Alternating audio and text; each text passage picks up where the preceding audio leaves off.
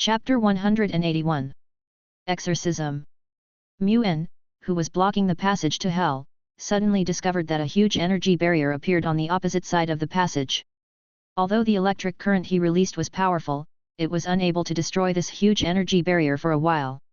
A large number of demons continued to advance under the protection of the energy barrier.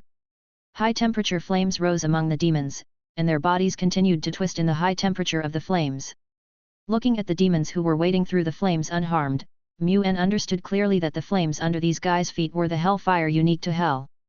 It seems that there are other people behind these demons. Whether it was the sudden opening of the energy barrier or the unified advance of these demons, it could be seen that there must be someone behind this. Otherwise, the demons would never be as quiet as they are now. After all, these guys are all chaotic creatures. Without the leadership of a strong person, these demons will continue to fight each other on the way forward.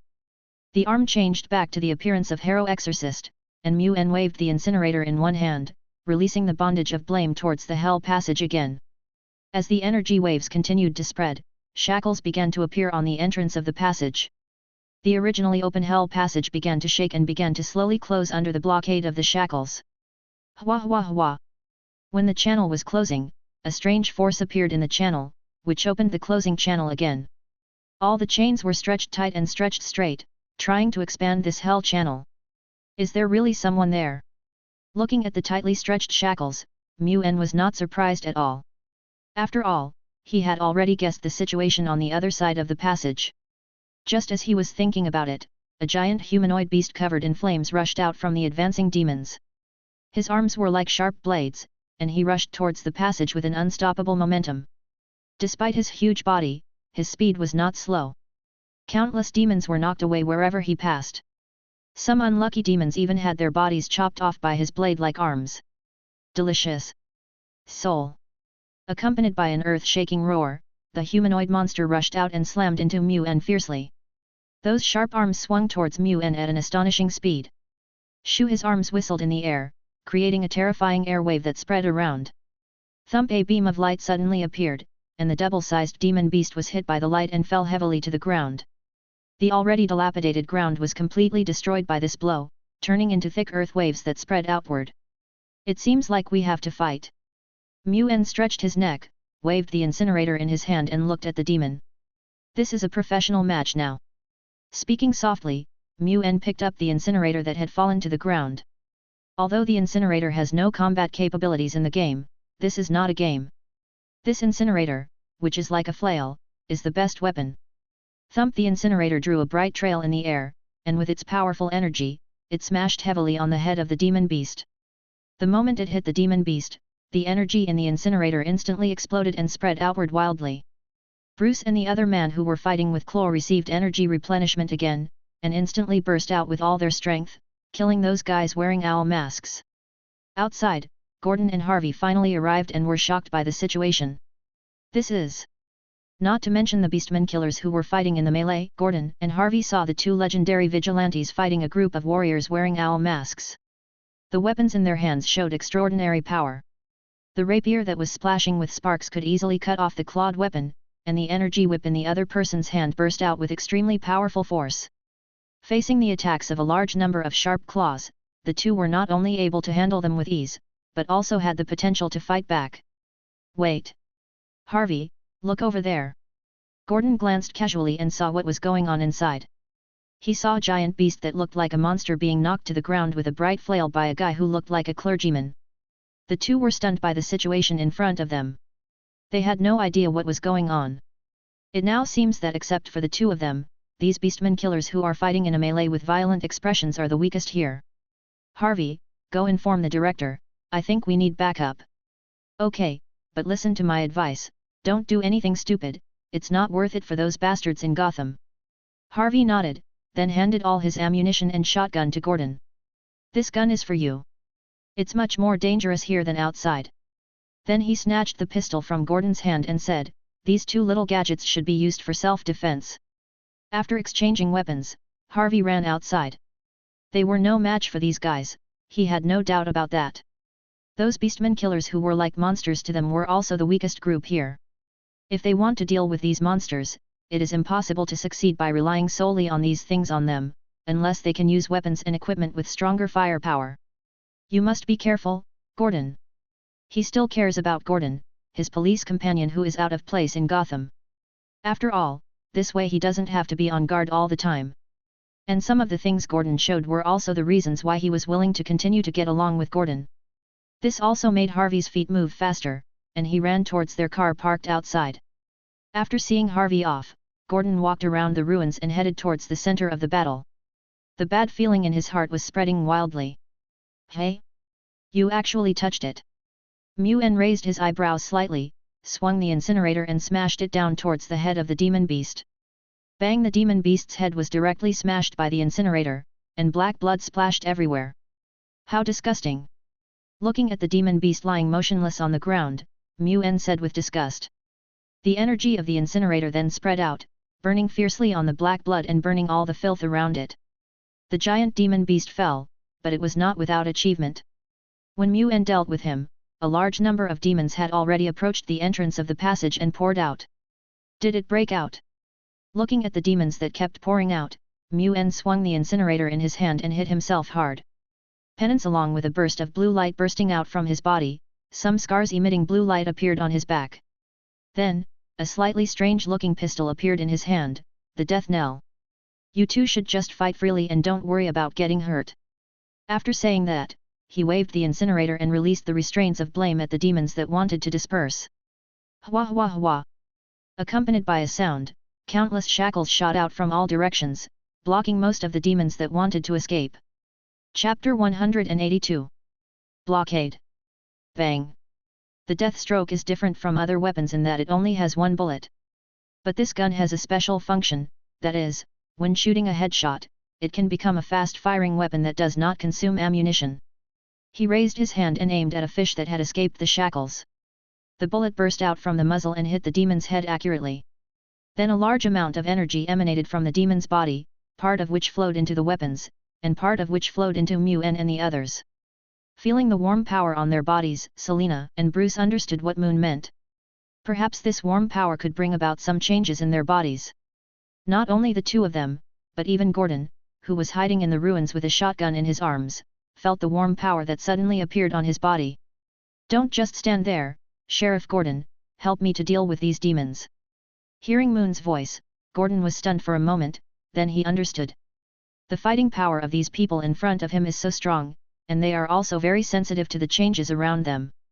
His sudden appearance here will naturally attract Muen's attention. As he walked up with a shotgun in hand, a screaming little devil rushed out of the hell passage. What? Bang! The moment he saw the little devil rushing out, Gordon pulled the trigger, and shrapnel sprayed out from the muzzle, instantly tearing the little devil's body into pieces. Well done. It seems you can work part-time as an exorcist in the future. Physical exorcism, haha. Teasingly, Muen kept ringing the death knell, and energy bullets burst out from it, killing more demons that had not been blocked.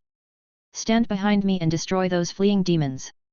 As for the large army, leave it to me. As he spoke, Muen jumped high up and swung the incinerator towards the entrance of the hell passage. His arm instantly turned into hydroid turbulent waves and was raised high. The incinerator smashed the body of a demon, and a large amount of water vapor condensed rapidly on Muen's raised arm. The water in the port not far from here was surging, shooting out streams of water and converging into Muen's hands. Give you guys a bath.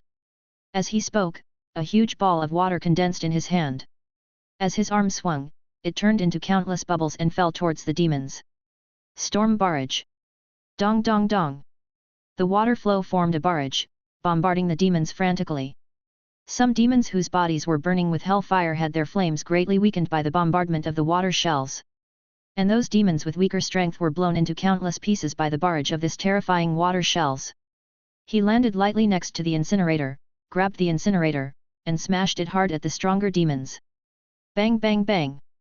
As the incinerator attacked everywhere, demons were hit by the incinerator one after another and completely lost their breath. Under the continuous attacks, Muen's body changed again. In a blink of an eye, half of his body turned into Caliban. Deadly descendant. At the moment of change, Muen summoned the shockers. 3 shockers separated from his body, waving their sticks and killing the demons that kept pouring out from the passage of hell. After completing the summoning, his body changed again. The half of his body that had originally become Caliban instantly transformed into Hydroid. The tentacle-like decoration swayed slightly on his body. Water vapor surged between his hands, and he threw the water vapor towards the passage to hell. Wow! Although they were still some distance away from the port, Gordon could hear the sound of rolling waves. Then he saw a huge monster poking its head out from the water that had accumulated on the ground, with countless tentacles extending from the water and wrapping around all the demons. Dong dong dong! The tentacles tightly wrapped around the demons, using them as hammers, and pounded the ground fiercely. A large number of demons died under the swing of the tentacles. Whenever a entangled demon died, the tentacles would throw the twisted demon aside, quickly entangle a new demon and continue the attack. With the help of the sea monster and the shockbender, the number of fleeing demons decreased rapidly, and Mu-En could finally face the demons that were obviously stronger with peace of mind. The incinerator drew bright trails in the air, and many demons had their heads smashed by Mu-En's incinerator as soon as they rushed out of the hell passage. A large number of demons were killed, turning this place into a swamp that smelled of sulfur. The abnormality at the exit of the hell passage was naturally seen by the demons behind. They knew very well that if they couldn't get out of the passage, everything they did would be meaningless. I can handle this situation, but I need you to help me collect souls. A demon came out.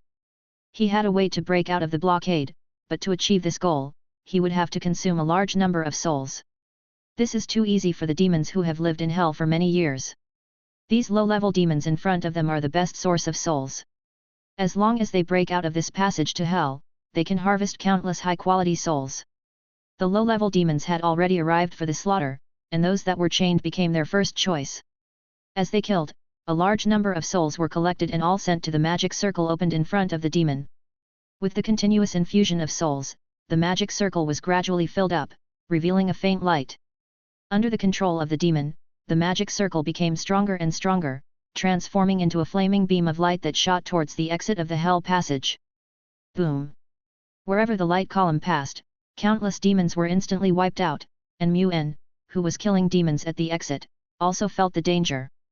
The moment he saw the rapidly approaching light column, a huge amount of energy spread out from Mu-En's body.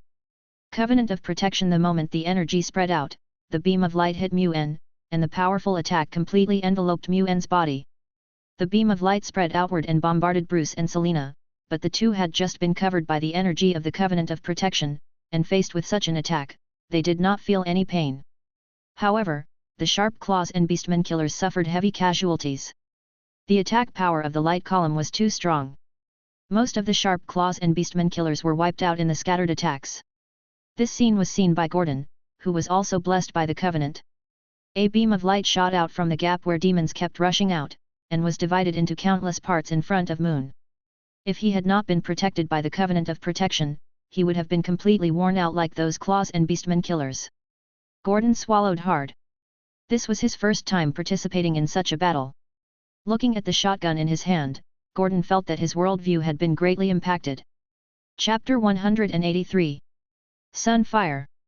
The shotgun in his hand might be powerful enough for humans, but facing the terrifying beam of light shooting out from the crack, it is no different from a baby toy. It seems that Gotham will have to strengthen its armed forces in the future. Can humans really fight against these demons? As he said that, he pulled the trigger again at the demon. Shrapnel from the shotgun burst out instantly, smashing the head of a charging little demon. At least one thing is certain, human weapons are still useful. This little devil is the weakest of all the devils, but their number is the largest among all the devils. Perhaps this is how they survive in hell. But all this has nothing to do with Gordon. He just needs to know that a shotgun can easily deal with this little devil. Of course, Gordon is more concerned about how this shotgun will perform when facing other demons. Soon, the beam disappeared. The layer of energy covering Gordon also completely disappeared and was instead injected into the shotgun in his hand, emitting a faint light. Looking at the demon who was locked in shackles and unable to move, Gordon raised his shotgun and pulled the trigger at the demon who was obviously stronger. Boom! The demon's head was shattered in an instant, with a force even stronger than the previous one that killed the little demon. It actually increased the destructive power of the shotgun. Of course he saw the energy on the shotgun, but he didn't expect that his shotgun could be enhanced to this extent.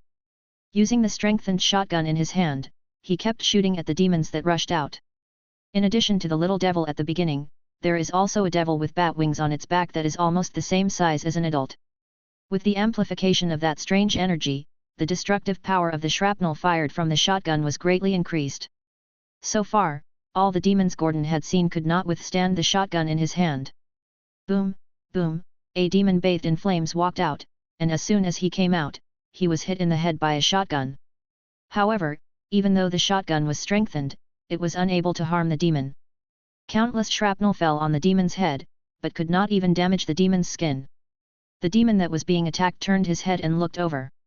He just raised his hand slightly, and the flames around him all condensed and turned into fireballs as big as footballs, flying towards Gordon. Lowly humans, offer your souls to the great Zeratin. Faced with the overwhelming fireballs, Gordon's face changed drastically, and the shotgun in his hand continued to fire, attacking the flying fireballs. Bruce and Selena also gave up the remaining claws and beast killers around them. They had to face the fireballs in the sky.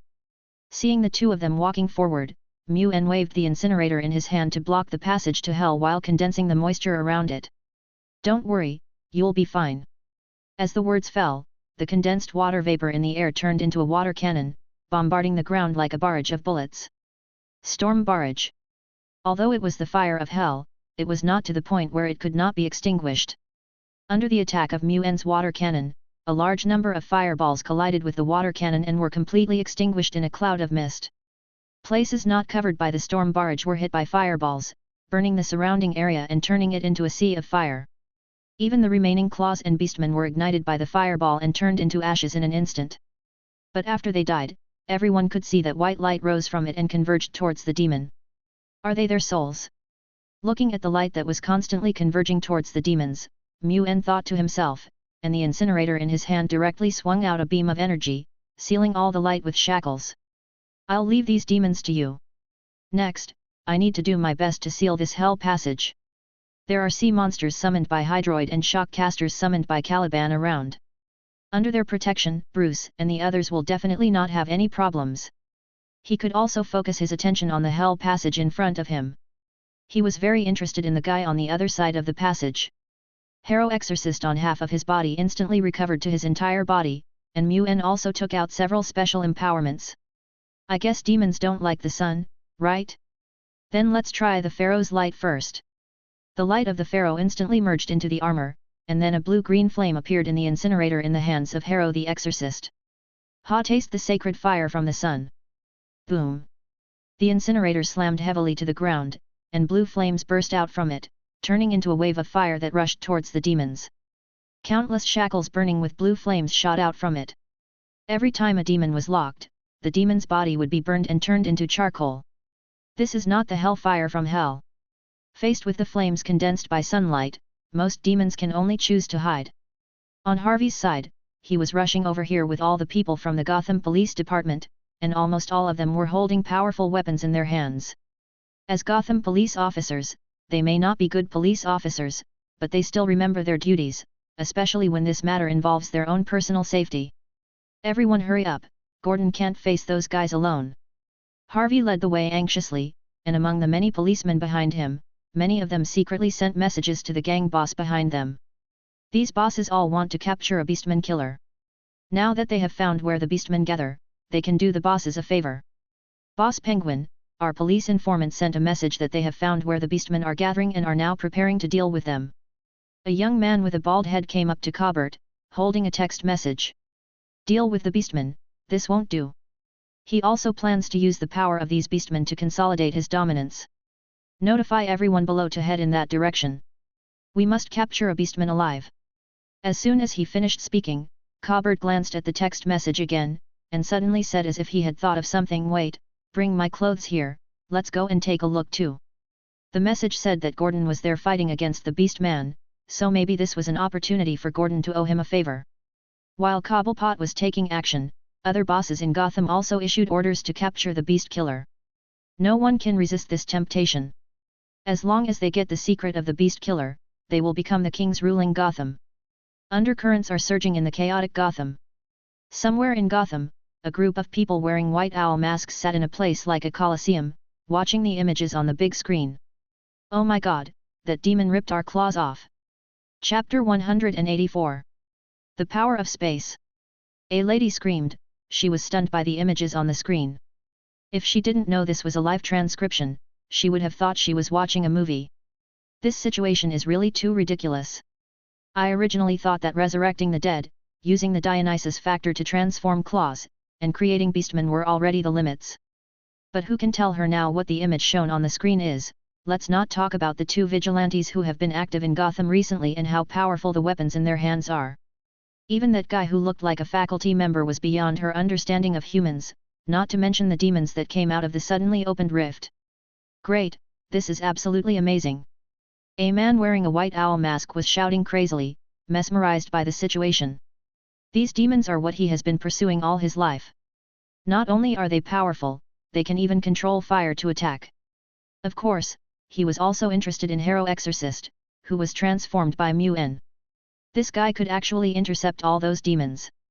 If they could capture them and study all their abilities, the power of the Court of Owls would be unprecedentedly enhanced. I'm going to catch these guys. Catch them? Don't be stupid. Someone said coldly, didn't you see that our claws were all wiped out in their attack? Now our claws are not even qualified to get close to them. This man seemed extremely calm, and even after seeing the scene on the screen, he still made a calm analysis. Although he also wanted to master this powerful force, he understood that his current claws were no match for these guys. Let the remaining claws go out. They only need to collect everything about those demons. As long as we get the demon's body tissue, we can gradually control the power of these demons. Agree. Agree. Voices came one after another, and they approved this man's suggestion. They all knew that the existing claws, even with the reinforcement of Dionysus factor and amber gold, were no match for the crowd. Now the claws don't need to attack everyone, they just need to collect the demon's fragments. They will soon master the demon's power from these fragments. Soon, the claws hidden in various places in Gotham rushed towards the direction of the Hell Passage. For a while, a very interesting thing happened in Gotham. Ordinary people wanted to escape from danger and stay as far away from the Beastmen as possible. The gangsters and police kept rushing towards the Beastman, and from time to time a few dark shadows could be seen passing through the roof. Damn, why are there suddenly so many people? Harvey cursed. He didn't even need to guess to know that these people who kept rushing towards Gordon's position were the subordinates of the various bosses in Gotham. Since Falcone's fall, Gotham has become increasingly chaotic, with these independent mafia bosses all wanting to succeed Falcone and become the king of Gotham. As for who provided the information to these bosses, he didn't need to think about it. Apart from the policeman following behind him, there was no one else. This is why he doesn't want to lose Gordon as his partner. Although Gordon's integrity is annoying sometimes, he is at least much better than those guys who stab him in the back. At least he is a worthy new partner. He stepped on the accelerator and the car's speed began to soar, rushing towards Gordon's location. Hold on, Gordon. I don't want to change partners again. Gordon, who was constantly being talked about by Harvey, was now shooting at the demons. He had already used up all the bullets in his body. If Moon hadn't thrown him a box of shotgun shells, he would have been able to fight these terrifying demons with his shotgun. Flames continued to spew out from the muzzle of the gun, and with every shot, a demon's head would be blown up. However, this did not make Gordon feel at ease. He was facing only a small part of the demons. The one who really destroyed the demons was Moon, who summoned the sea monster and the three shock users wielding sticks. He saw clearly that countless demons were smashed to death by the sea monster's tentacles made of water, and the three shockers turned into whirlwinds, rushing among the demons. Wherever they passed, the demons there were all turned into pieces and scattered in the black pool of blood. Why are there still so many of these demons? Gordon thought to himself. His arms became swollen from the constant shooting, but the demons did not change at all and continued to pour out of the passage to hell. After shooting and blowing up another demon's head, Gordon moved his arms and looked at Moon, who was blocking the passage to hell. The incinerator burning with blue flames in Mu-En's hand released flame-like energy waves, and all of those energy waves hit the passage to hell. He released countless blue-green shackles in an attempt to block the passage to hell. But the effect of those shackles was not very limited. Although many demons were killed by the burning of flames, they could not close the passage to hell. The killing power of the Pharaoh's light is quite good, but it is of no help in blocking the passage to hell. As he spoke, Mu-En took out another empowerment. Let's try the space empowerment that contains the energy of the cosmic cube. Empowered by the properties of the space gem, the incinerator in Mu-En's hand also emits space fluctuations. The blue-green flame seems to be really burning the space, and the space begins to distort around the incinerator. Blame! The incinerator suddenly knocked over a demon, and the sunken body told Muen that he had been killed by the incinerator. The blue-green energy waves that were released from the incinerator, like flames, were constantly spreading and covering the passage to hell. The chains released from the energy waves froze the trapped demons, freezing them and the space around them. Let's see what tricks you have this time. Muen murmured, constantly mobilizing his energy, trying to collect the shackles that were burning with blue-green flames. But this time, unlike before, the hell passage began to tremble and then tended to shrink. Ha! It really works. As soon as he finished speaking, he saw the passage to hell narrow down a little and then stop. Muen also felt that there was a powerful force preventing the passage to hell from shrinking. The strength of the two of them was almost equal. All that could be seen was the shackles on the passage getting tightened continuously, making a rattling sound. Did he really take action? This sudden resistance did not surprise Muen at all. If the other party had not taken action, he would not have had to use 2 empowerments to reach the current level. But he would not give up, he really wanted to meet the guy who maintained the passage to hell. Waving the incinerator in his hand, Muen mobilized all his strength and smashed it hard at the hell passage in front of him. Boom! Blue-green flames shot up into the sky, and a spherical energy wave quickly spread out. Chapter 185. Exorcism Items. Countless shackles emerged from the energy waves, penetrating from all directions and blocking the passage to hell. Rushing. Shackles covered the surroundings of the hell passage. The shackles that burned with blue flames and emitted space fluctuations completely blocked the passage. No demon would be able to break out of hell in a short time. Let's have some fun. As he spoke, Muen's body instantly transformed in the glow of energy, and a black and white battle armor appeared in front of everyone. Equinox Yin Yang Gemini. After completing the transformation, Muen looked at the hell passage that had been blocked by shackles. Energy surged in his body and he turned into a strong daytime form. A wave of energy spread out from his body like water. Under the shocked gaze of Bruce and the others, cut wounds continued to appear on the bodies of all the demons around him. This is... Gordon said in shock. Nothing, you guys just watch over here and get rid of all these demons. I have to go over and check out the situation over there. As Muen continued to move forward, more and more demons appeared with dense wounds on their bodies, and their wounds continued to grow bigger. In the blink of an eye, a large number of little demons were cut into a pool of black meat in front of everyone. Muen didn't care about these demons who were like cannon fodder at all. He slowly walked into the blocked passage of hell and used the power of disaster that continued to spread from his body to start slaughtering the demons frantically. His hands were not idle either. The destructive power of crippling was not enough to eliminate the stronger demons in the passage. He walked towards the demons in the passage with a battle blade in one hand and a tiger in the other. Boom! Boom! Flames burst out of the muzzle of the tiger's gun. No matter what kind of demon it was, it could not withstand the tiger's attack. A large number of huge demons fell under the gun of the tiger, and farther away from him, the battle blade was bouncing back and forth between the demons. Boom! With a loud roar, a large number of demons were corroded into debris in the explosion. He raised his hand to grab the flying blade and threw it again at the demon in another place. While moving forward, Muen dealt with the large number of demons gathered around him. Outside the passage, the scattered demons were rushing towards other places.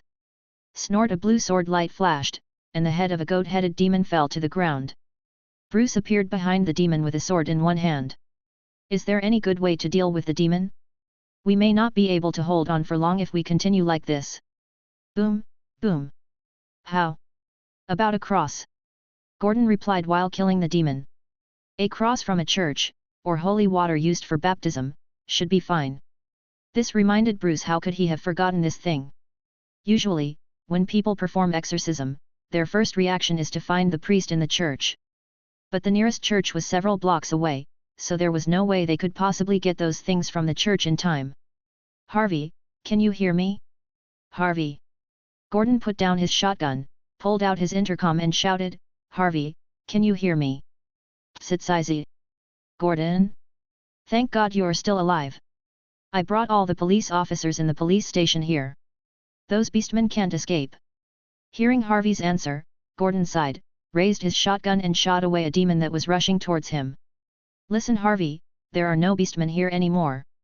What we have to face now are the demons from hell. Can you help me get those exorcist tools over at the church? There are too many demons here. Bang! Harvey, who was on his way, was a little confused by Gordon's words. How could a demon appear? Thinking back to the situation when he left, Harvey thought of the monster that was knocked over by the faculty member. Is that thing a demon? But isn't that something that only exists in legends? Although he was a little skeptical, Harvey turned around and drove towards the nearest church.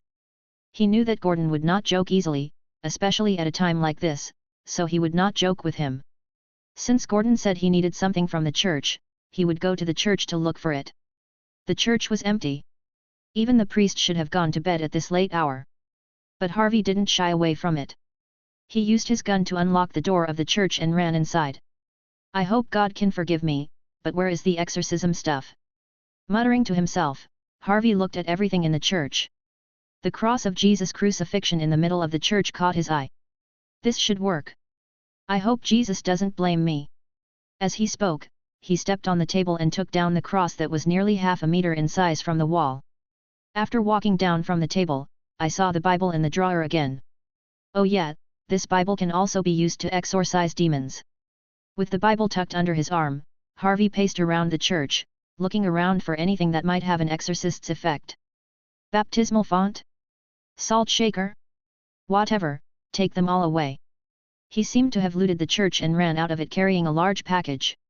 After getting in the car, Harvey drew the sign of the cross in front of him again, looked at the church and prayed, saying, although I'm a jerk, I hope God can bless Gordon, he is a good policeman. After saying that, he drove towards Gordon. After a while, Harvey appeared at the place where the beastmen had been fighting before. The place was already crowded with people, including a large number of policemen and gangsters, all raising their guns and attacking the fleeing demons. Among them, he even saw a familiar face, Oswald Cobblepot, the Penguin, who had been a gangster boss for a long time. The other person was standing next to Gordon with a smile on his face, holding a shotgun and attacking the demons. This bastard is here too. Harvey said this with a sigh, then he carried all his things and squeezed into the crowd. Gordon, I didn't expect what you said was true. This is the exorcism item you asked me to find. I can't guarantee it will work, but I can guarantee that I almost demolished the church. When the package was opened, the most common item found inside was holy water from the baptismal font, followed by some sterling silver cross decorations. All that was left was a Bible and a crucifix. Oh, yes, and this salt shaker. As he spoke, Harvey took out a jar full of rock from his arms, picked up some and threw it at the demon. Sizzle! The white salt fell on the demons, causing green smoke to float from their bodies. The demons that were contaminated by the salt screamed loudly. Haha, it seems to work. Let's try something else. Harvey laughed and reminded that the jar of salt gave him confidence, and it was worth it that he almost emptied the church. Gordon didn't waste any time. He immediately took out a small bottle of holy water for baptism and sprinkled it at the demons. Chi chi chi! Thicker green smoke rose from the demon's body, and wherever it touched the holy water, it dissolved directly. It really is useful, but we have to make good use of these things. Although Harvey brought a lot of things, if he wastes them like this, he won't be able to last long. Chapter 186, The Exorcist. Distribute all these things. We can't stop these guys alone. After confirming that he had everything Harvey brought, Gordon immediately turned around and said. Then he looked at Cobbert, who was holding a shotgun and shooting demons. He had complicated feelings about this guy who had risen from an unknown person to become a gang boss. Oswald, whatever you are here for today, I have to say thank you. Ha ha ha. Cobblepot laughed and looked at Gordon. We are friends, aren't we? After saying that, he turned around and shouted to his men, don't just stand there, assign some people to find all the exorcism items for me. As soon as he finished speaking, there was a flash of fire from the shotgun in his hand, and the bullet shot out from the shotgun, smashing the head of a little devil. There was continuous gunfire all around, and demons were shot through the body one by one, with many of them having their bodies riddled with holes. On the other side, the police also rushed over, holding the high-powered weapons that Harvey had notified them of. In addition to shotguns, there were also some weapons stored in the police station's armory, such as rocket launchers. A policeman carried a rocket launcher on his shoulder and aimed at the scattered demons. After aiming at a sturdy demon, the rocket launcher was fired and flames spurted out of it. The flying cannonball was caught directly by the demon, shocking everyone around. Only Gordon was used to it. Facing this strong demon, Gordon snatched the salt shaker from Harvey's arms and poured some of the salt into the bullet filled with shrapnel. Boom! With the gunshot, shrapnel mixed with salt particles sprayed towards the demon. Chi chi chi! The salt-stained shrapnel opened wounds on the demon's body, and Harvey on the side kept shooting at the rocket with his pistol. Bang! Bang! Boom! A burst of fire shot up into the sky, and the shell turned into a violent explosion. The burst of flames enveloped the demon, and bursts of screams were heard. When the flames and smoke dissipated, the devil appeared before everyone again. At this time, half of the demon's body was blown into pieces. The reason for this was not only the power of the shell itself, but also the shrapnel that hit Gordon's body. The shrapnel filled with salt grains could temporarily burn the demon's body. In the violent explosion, all the shrapnel was pushed by the impact of the explosion, wantonly destroying the demon's body and blowing the demon into this state. However, the life force of demons is much stronger than that of humans. What is fatal to humans is just a flesh wound to them. The reason he screamed was simply because the shrapnel filled with salt grains burned his body as it penetrated it.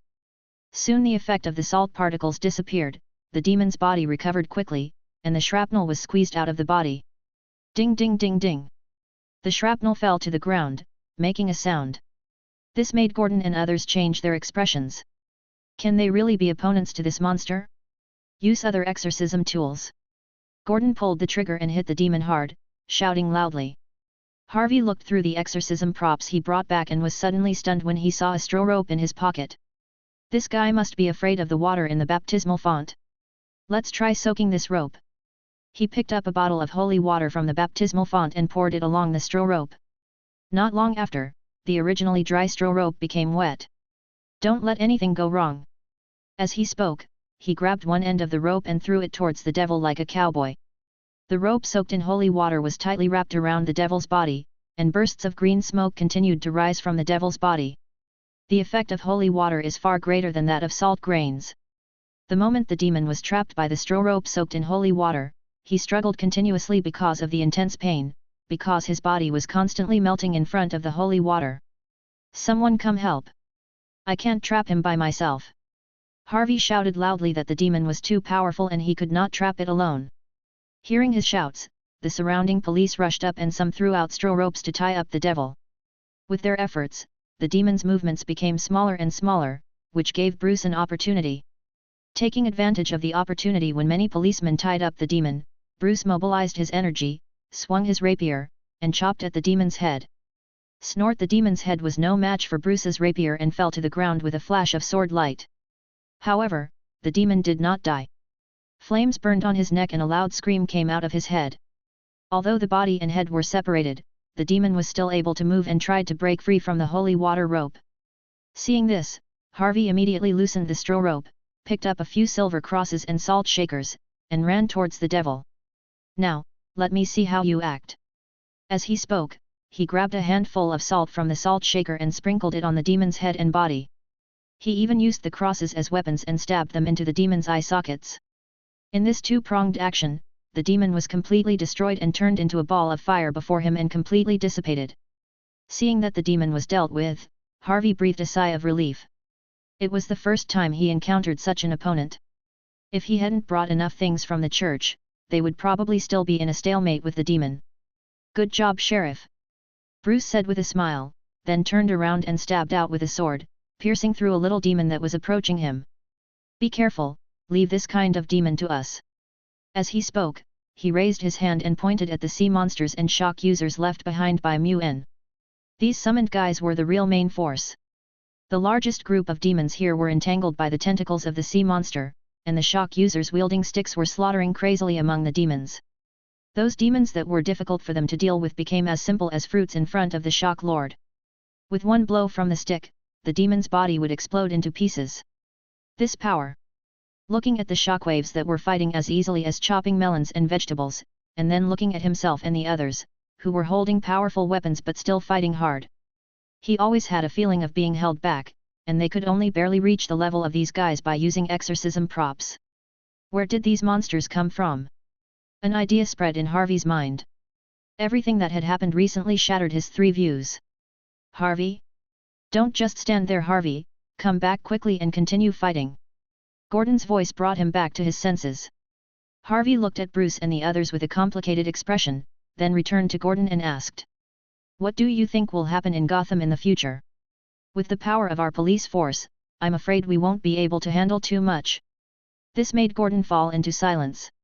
He didn't know what the future would be like, but he had a hunch that there would be many things like this in the future. Chapter 187, Facing the High-Level Demon in the Hell Passage. Mu-En was walking through it, and the tearing halo formed by the power of disaster was constantly cutting the demons around him. The tiger in his hand was spewing flames continuously. As the demons fell one after another, the power of disaster accumulated in Mu-En's body became more intense. The attraction of the earth to hell is really great. It's just such a small passage, but it can attract so many demons. Those little demons are okay and not too difficult for humans to deal with, but those larger demons are not something ordinary people can fight against. As he spoke, the tiger spewed out flames again, and a demon with a big eye in his mouth was shot hard. The body was blasted through in an instant, and then turned into black mist and dissipated under the cutting of the power of disaster. Faced with the influx of demons, Mu-En launched a massacre and strode towards the hell on the other side of the passage. As he continued to move forward, a large number of demons died under the tearing halo formed by the power of disaster. No one knew how much power of disaster accumulated in his body. This power completely enveloped his body. From a distance, it looked like a horrific disaster that destroyed all things. The strong man on the opposite side? No wonder he can suppress my power. A demon with goat horns on his head looked at the growing power of disaster and murmured, however, my power in hell is not like the channel. The power of all demons comes from hell, and high-level demons like him will have their power greatly enhanced in hell. Even if Mu-En could fight against him on earth, he would never be his opponent in hell. As soon as he finished speaking, a raging flame ignited in the hands of the demon with goat horns. The surrounding little demons died instantly and turned into streams of light and flew into his hands. It's just scum. Its only value is to be used as a spell material. The demon looked at the little demons lying on the ground around him and being trampled into meat paste by the following demons, and said with disgust. Soon, thousands of demon souls gathered in his hands. Looking at the souls that were still gathering towards him, the demon aimed at Mu-En, who was emitting the power of disaster. Lines of black energy spread out from the flames. Horrible flames came out of his body, and even his surroundings completely turned into a rolling pool of lava. The demon swallowed the fire that contained countless souls in his hand in one gulp. His body suddenly began to swell, and cracks appeared all over his body. The boiling magma flowed from the crack, and the demon now looked like a huge lava monster. Let the flames burn everything. Along with the roar of the lava demon, magma rushed into the sky and rushed towards Mu-En like a flood. Boom boom boom. The magma swept in, and the demons on the way were swallowed by the lava, making the magma even bigger.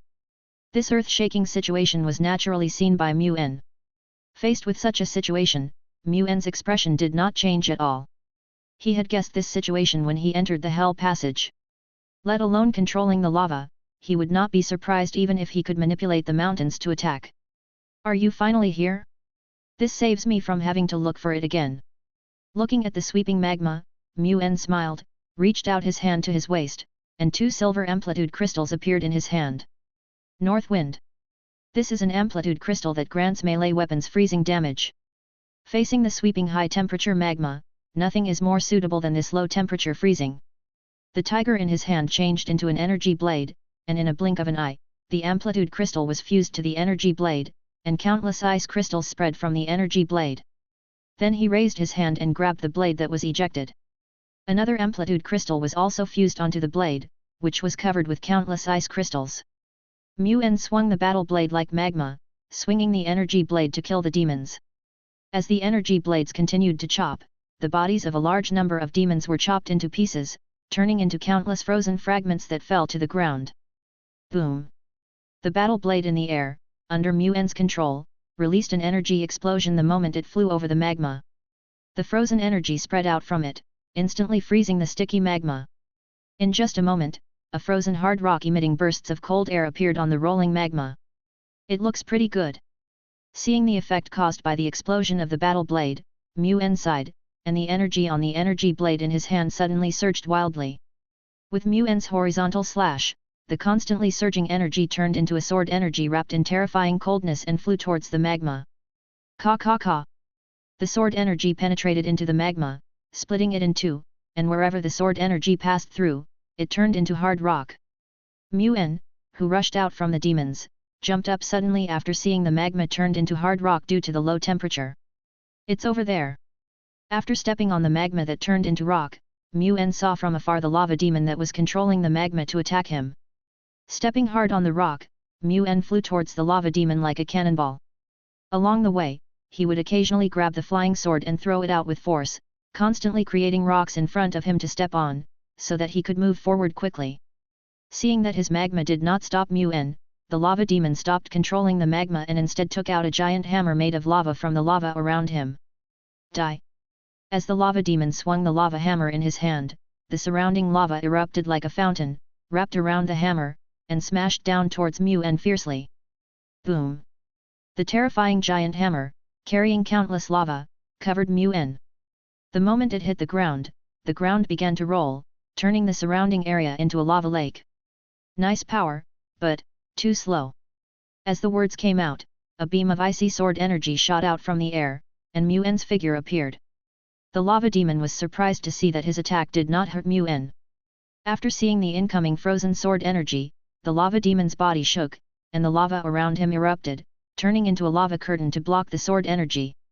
The frozen lava turned into rock and sank into the lava pool along with the lava, and Mu-En also came in front of the lava demon. It seems that you are the one preventing me from closing the channel. Mu-En said in a cold voice, and the power of disaster in his body burst out. Disabled several blue energy lines appeared in Mu-En's hand. The moment he pulled hard, the disastrous power that had accumulated in his body instantly spread out.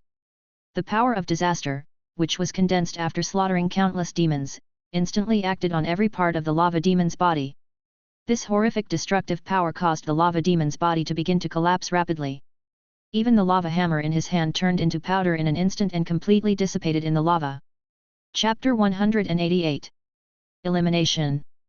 But after a while, the huge body of the lava demon disappeared in front of Mu-En.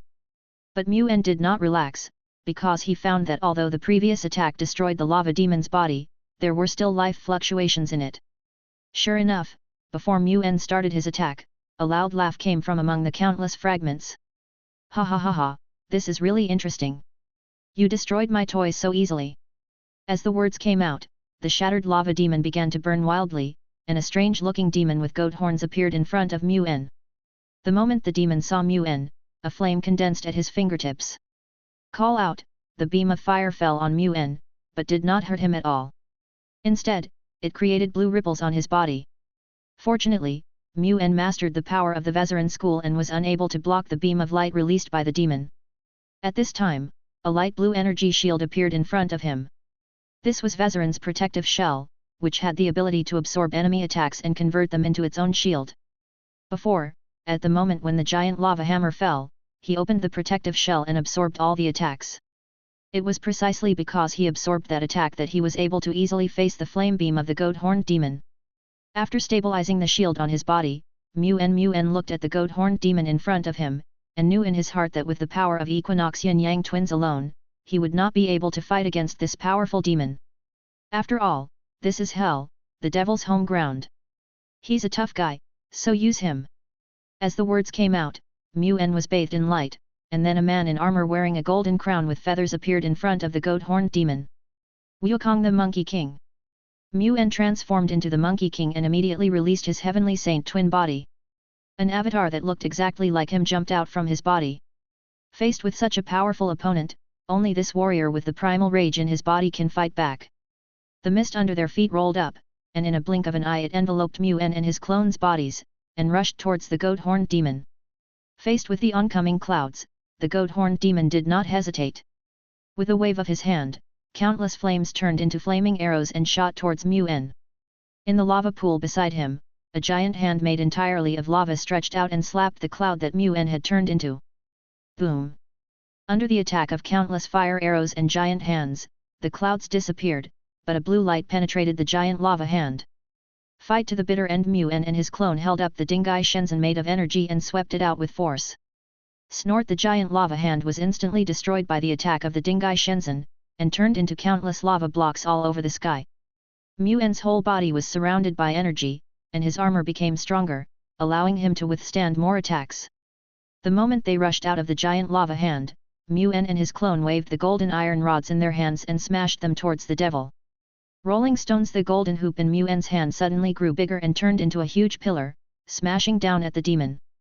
Boom, boom, boom, boom, with loud explosions, the demon was smashed into the lava by the huge golden hoop. After the attack, a golden amplitude crystal appeared in Muen's hand and instantly fused with the armor.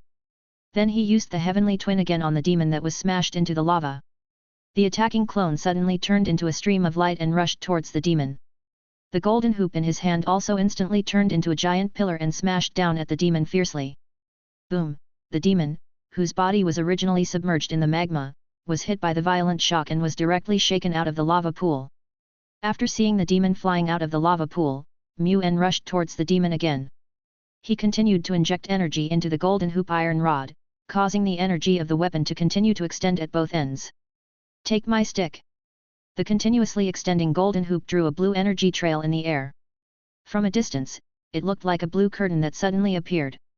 But the attack should not be underestimated. The energy released by the golden hoop was Muen's full-strength attack.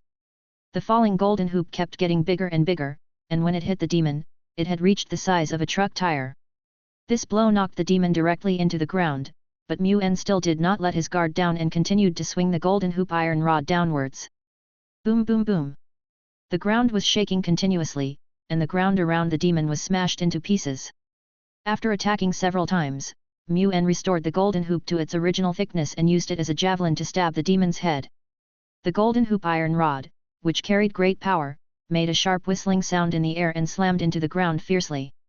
Under this powerful force, the demon's body was crushed in an instant, leaving no sign of survival. It's finally over. Just as he exhaled, he saw the demons around him retreating one after another as if the power had gone out, and white streams of light converged towards the demons. You are a strong opponent. I didn't expect that you could solve the carrier of my clone. Next time we meet, I will turn you into a new carrier. The devil's voice sounded from all directions, and the gathered souls formed a green magic circle in the air, which exploded instantly and submerged Muen's body. Fortunately, Muen's reaction was alert enough.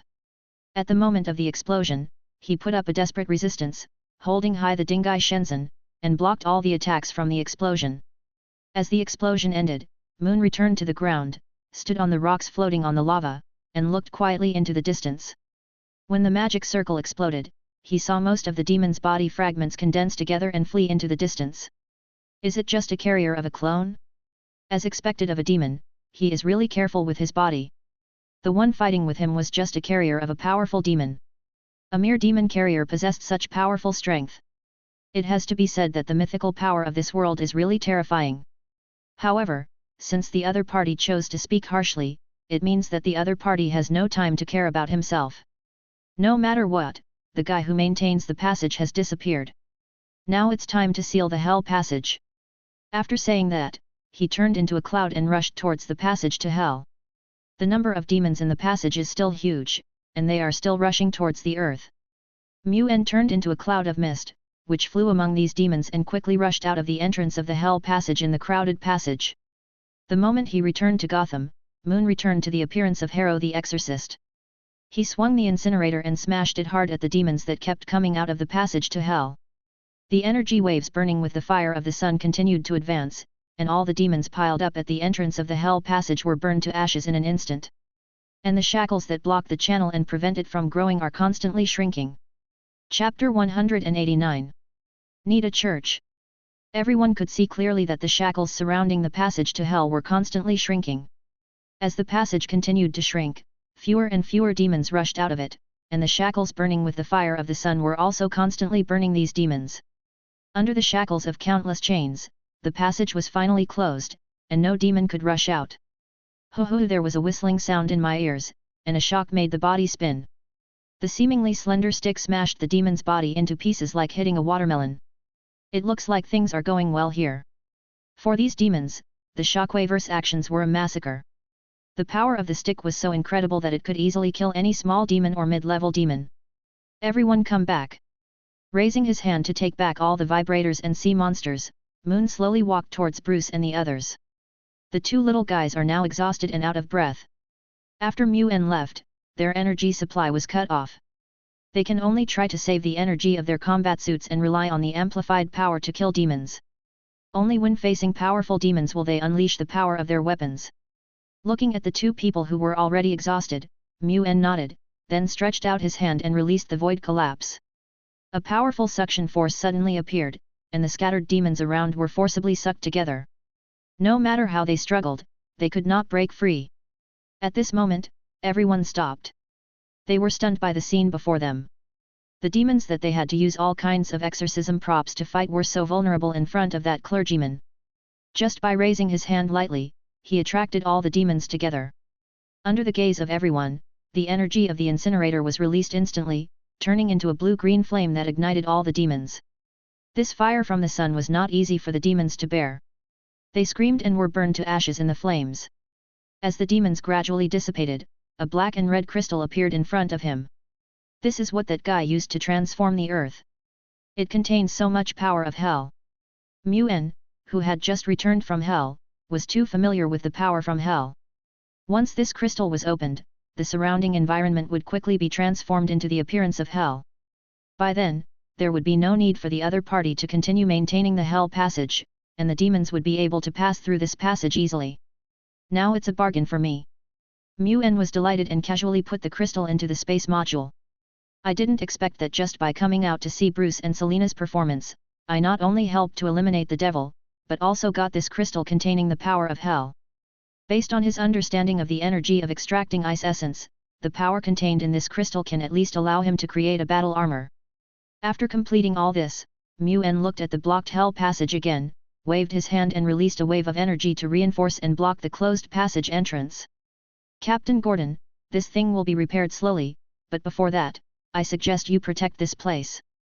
As he spoke, he saw the cross in Harvey's hand. Well, it would be nice to build a church here.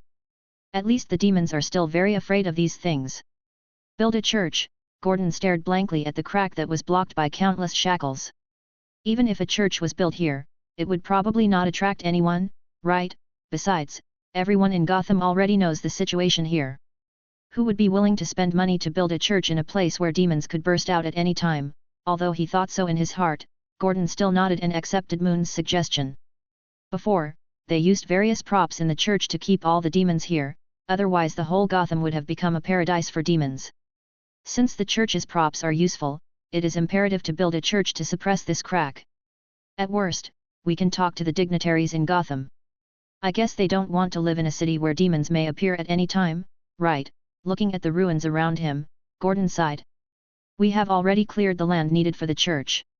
He turned around and looked at Harvey and the other policemen, as well as the gangsters who came to support them. I think everyone has heard that a church needs to be built here, and I believe everyone knows what this means. No matter what happens between us in the future, I hope that no one will ever touch this place. For these companions and those who might be sent to prison in the future, Gordon could only pray in his heart. However, everyone understood the seriousness of what he said. They had just stopped those demons and were well aware of the threat they posed.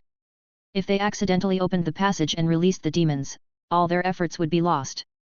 Among everyone, Cobblepot is the most determined. His goal is to be the king of Gotham and the one who rules this city. If the passage was opened, he would not have to complete his goal, so he had secretly made up his mind to turn this place into a restricted area. Anyone who wanted to break in here would become his enemy. Actually, you don't have to worry. These shackles will seal it. But I still give you the same advice. You'd better build a church here. After talking to Gordon and the others, Moon turned and looked at Bruce and Selina. You two have had enough of the fun today, let's go back. As he spoke, Muen snapped his fingers, and a portal with blue sparks bursting opened. Amid everyone's shocked gazes, Moon pulled Bruce and Selina through the portal and returned to Wayne Manor. Fortunately, with the demon as a prelude, everyone's ability to accept was much stronger. Everyone was just surprised by Muen's magic, and it did not shatter their worldview. However, an owl that was resting on the edge of the ruins was staring at the portal that Muen released. In the hall where many people wearing owl masks were sitting, they all fell silent as they watched the strange magic. That was, Magic. It must be magic. Do you remember the information our court kept during World War I? The woman in the information is not an ordinary person. Everyone in the Court of Owls was talking about it, as it was the first time they had seen real magic. Although their receptive abilities were enhanced by the demons, this magic, which only existed in legends, still shocked them. Our claws brought back the devil's body samples. Maybe we can also master this wonderful magic. Someone whispered. They have obtained the body tissue of the devil. As long as they study the body of the devil clearly, they will know how to use that kind of magic. No, if we want to study demons, we have to collect some things, such as magic books about demons, but we don't have such a big channel. Said a man with a crew cut. Don't worry about that. Wayne Group is our hand. A woman wearing an owl mask said that she could mobilize the power of the Wayne Group to collect magic books. Chapter 190. Thoughts. The existence of the Court of Owls is so secretive that even though Gotham is filled with legends of the Court of Owls, no one believes they exist. In addition to the fact that they are sufficiently secretive, they also never act rashly. After all, except for the Wayne family, almost all other families in Gotham have members of the Court of Owls. They secretly control Gotham, and in their eyes, the Wayne family is nothing more than a pitiful lamb ready to be slaughtered at any time. If Thomas Wayne hadn't been tracking down the Court of Owls, perhaps the couple wouldn't have died at all. As for the actions of the Court of Owls, no one else knew what was happening except for these members and the claws who were sent out. Even Dr. Hugo, who works for them, is confused. As a psychologist, he cannot guess the true controller of Gotham. However, he did not delve too much into it. He did not care about the thoughts of these controllers. What he really wanted to do was to research a perfect life that could continue to gain strength while maintaining its sanity. It's almost time, my most perfect work will be born. Looking at the jars filled with poison gas, Dr. Hugo smiled. The creatures inside had undergone countless transformations by him and were powerful creatures that could fully adapt to the toxins. For those beastmen, excessive toxins would cause their bodies to swell rapidly until they explode, but for this guy staying in the toxin tank, it was just the most normal living environment.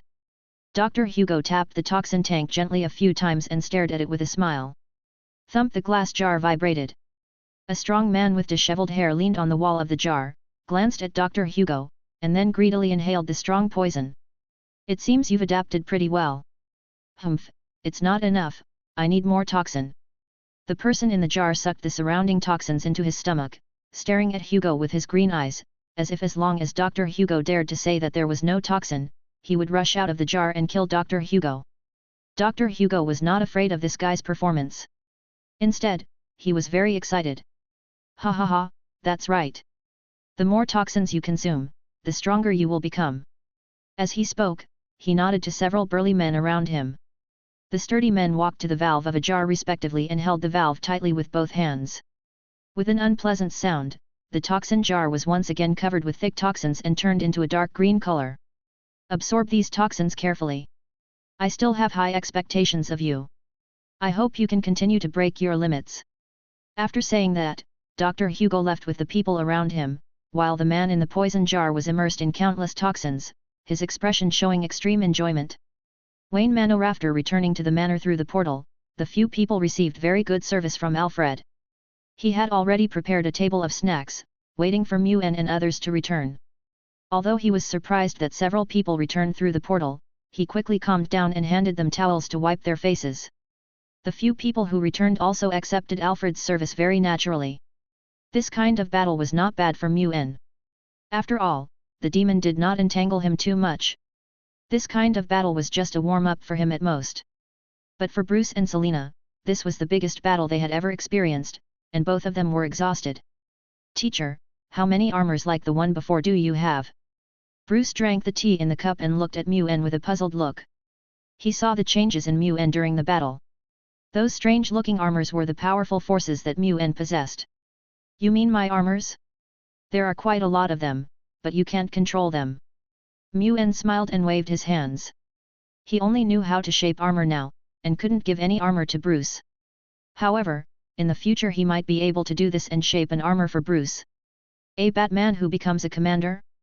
After imagining in his mind what Bruce would look like in the armor, Muen couldn't help but feel happy.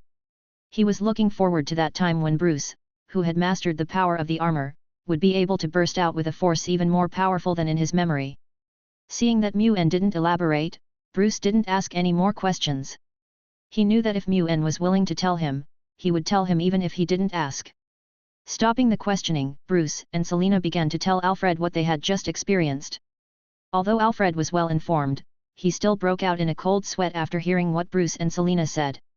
It turned out that Bruce and the others had just experienced such a dangerous thing. Fortunately, Mu-En took action personally, otherwise the two children would be in danger. Master Bruce, remember to ensure your own safety. You are the only one left in the Wayne family now, and it's not easy to find a job as a butler now. Hearing Alfred's warning, Bruce smiled and nodded. He knew that he was worried about him. After having tea, everyone returned to their rooms to rest. They had been fighting all night and it was time to have a good rest.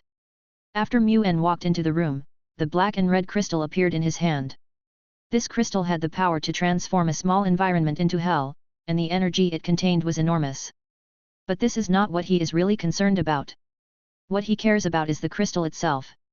Come to think of it, the argon crystal also seems to be a collection of energy, but it doesn't seem to be as stable as this crystal.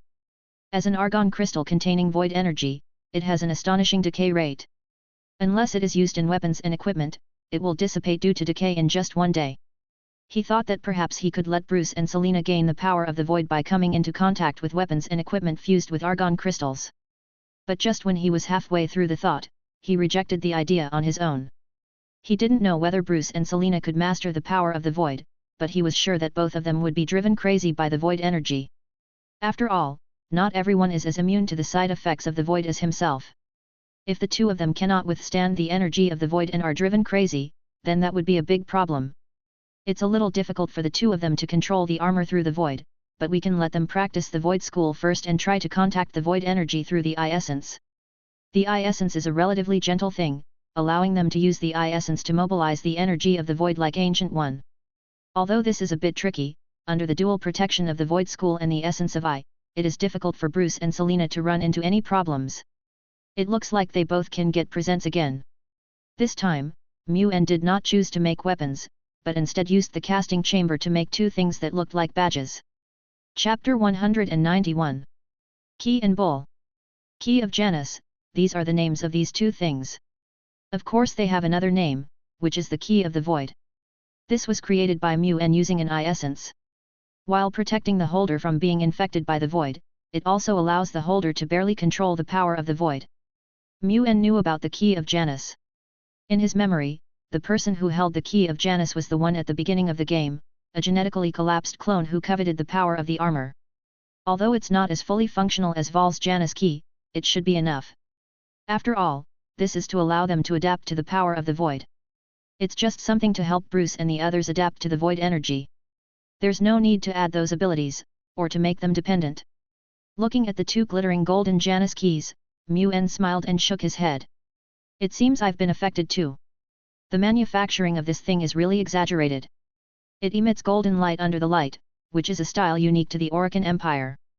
In fact, the golden color of the Janus key is completely unnecessary. The shining gold has no use other than attracting attention. But Mu-En didn't plan to change. The Key of Janus looked better and it was good after all. After completing the manufacturing, Mu-En put away the casting chamber and began to extract the black and red crystals. Void energy enveloped the crystal, and as the color of the crystal gradually became transparent, 6 I-essences appeared in Mu-En's hand.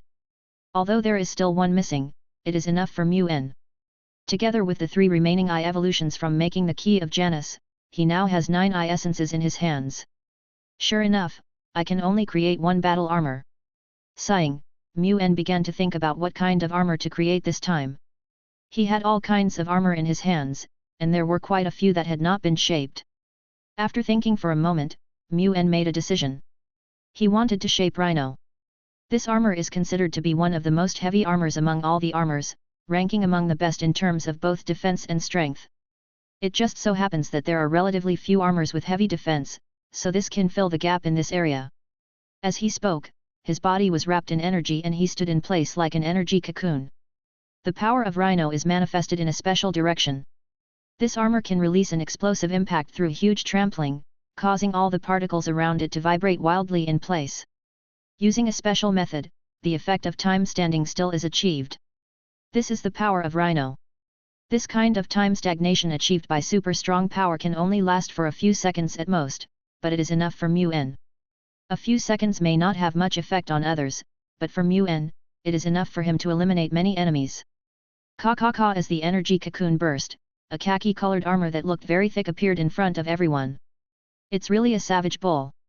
Such strength is really strong enough. Rhino is very powerful. If Mu-N wants, he can use his hands to release attacks that can stop time. After moving his body, Mu-N also felt the difference between this armor and other armors. As a heavy battle armor, Rhino is powerful, but its movements are much slower than others. However, considering that this is a heavy-duty armor, Mu-N can still accept such performance. After all, the defensive capability of this armor is indeed strong enough. 1 month later, Bruce and Selena were training in the garden, and their combat uniforms were all embedded with a Janus key. Ever since Moon gave it to them, the two began to practice the Zanuri school abilities that Moon taught them. The Zanuri school is a skill school that masters the method of quickly restoring energy, which is a very important ability for both Bruce and Selena. But the two of them could not complete the entry no matter what, and they could not even control the power of the void emitted by the key of Janus. Can we really master the Zanula school? Bruce fell into self-doubt. Who knows? Anyway, that's what he said. Selena shrugged, looking helpless. They suspected that Moon was teasing them. They had been practicing for a whole month, but they only felt a hint of energy. On the other side, Mu-N was rocking in the rocking chair, and a razor butterfly fell from his hand. Alfred, what do you think Bruce's future will be like? Alfred, who was watching the two people training, turned around and looked at Mu-N with a smile. Young Master will definitely be an upright person in the future, and Gotham will continue to get better just like Young Master. Gotham keeps getting better? Hearing this, Mu-N raised his eyebrows slightly. As someone who was familiar with the future, he couldn't help but want to laugh. He knew very well that Gotham would always be like this. Even if Bruce became the powerful Batman, he would not be able to completely change this place. The most he could do was to make himself the hope in the darkness of Gotham. Oh, then you have to watch carefully. I'm old. I might die before the young master gets married. As for what Gotham will become, it can only remain in my imagination. Alfred shook his head and poured a cup of tea for Moon. He had become the butler of the Wayne family when Bruce's grandfather was alive. He witnessed Thomas's growth and will accompany Bruce's growth, but he knows that he is already old and there is a high probability that he will not be able to see Bruce get married and have children. That's not necessarily true. Aren't the two little guys very close? Looking at the two people who were still feeling the power of the void by contacting the Zanuri school, Mu-N grinned. Then he touched his waist and a light blue potion appeared in his hand. This thing is called Life Serum. It can help you prolong your life. As long as nothing unexpected happens, you will definitely be able to live another 70 or 80 years. Seeing Mu-N handing over the Life Serum, Alfred was stunned. This thing that can prolong human life has actually been created. But is it really okay to give such a precious thing to yourself? After all, this is something that can prolong human life. It would be a waste to give it to an old man like me, right? Afu, what are you thinking about? Glancing at the hesitant Alfred, Mu-N continued, the combat uniform you are wearing is much more expensive than this thing. I don't want to find you with only a tombstone left when I come back next time. Hearing this, Alfred took the Life Serum, and his attention was focused on Mu-N. He heard clearly just now that Mu-N was preparing to leave. Mr. Moon, are you planning to leave Gotham? Well, there's a little guy I haven't seen for a long time. There's nothing to do here, so I'm going to go see that little guy. Chapter 192. Two people practicing Zanuri school. The reason he came back this time, in addition to visiting Bruce, was to train Clark. As the Kryptonian with the greatest potential, Clark's body has undergone tremendous changes as he continues to absorb sunlight on Earth. Now is the right time to train Clark so that this little guy can master certain combat skills. He is very clear about Clark's future. As a powerful Superman with a steel body, his fighting skills are really terrible. If his abilities weren't so terrifyingly powerful, with his fighting skills, he might be no better than a street thug. So he was determined to get Clark's combat training. Having such great power but not being able to use it properly is simply burying that power. Alfred didn't know what to say about Mu-N's decision. After all, Mu-en had his own goals and he knew what he should do. Then will you come back? Well, I don't think he'll be back, at least in the short term. Moon replied that he planned to teach Clark for a while and then leave. The Avengers world had entered a period of explosive growth and many things would appear one after another. He didn't want to miss these things. Well, it looks like I'll have to prepare a nice farewell meal. Remember to inject the life serum. I'm looking forward to coming back next time to eat the refreshments you prepare. Alfred paused at these words, then returned to normal and walked towards the house.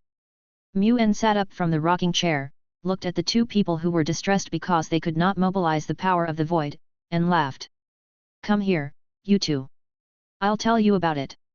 Hearing Mu-en's words, the two of them hurriedly stood up and came to Mu-en. The two of them are now full of doubts. They are clearly following Mu-en's instructions, but they are unable to mobilize even a little bit of the power of the void. Mu-en's fingertips lit up slightly, and the void energy condensed at his fingertips, turning into an energy line swaying in front of the two of them. Did you see it? This is the void energy you are activating, but it is not so easy to activate this energy. Void energy is different from other energies. It is a force filled with death and corruption. As he spoke, Mu-en integrated the power that he had injected with hell energy into the combat suit. A black force appeared in his hand, and the fluctuations it emitted made the two men frown continuously. It seems that you have felt it.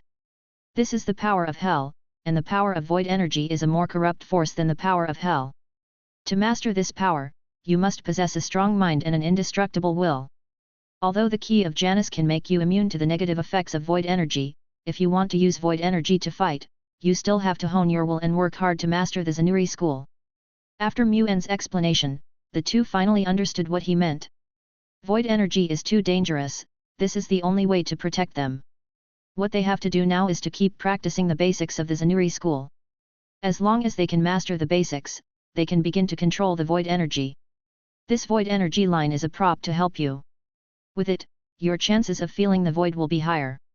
Leaving an energy line for the two people, Mu-en was about to leave when he suddenly stopped and looked at the two people.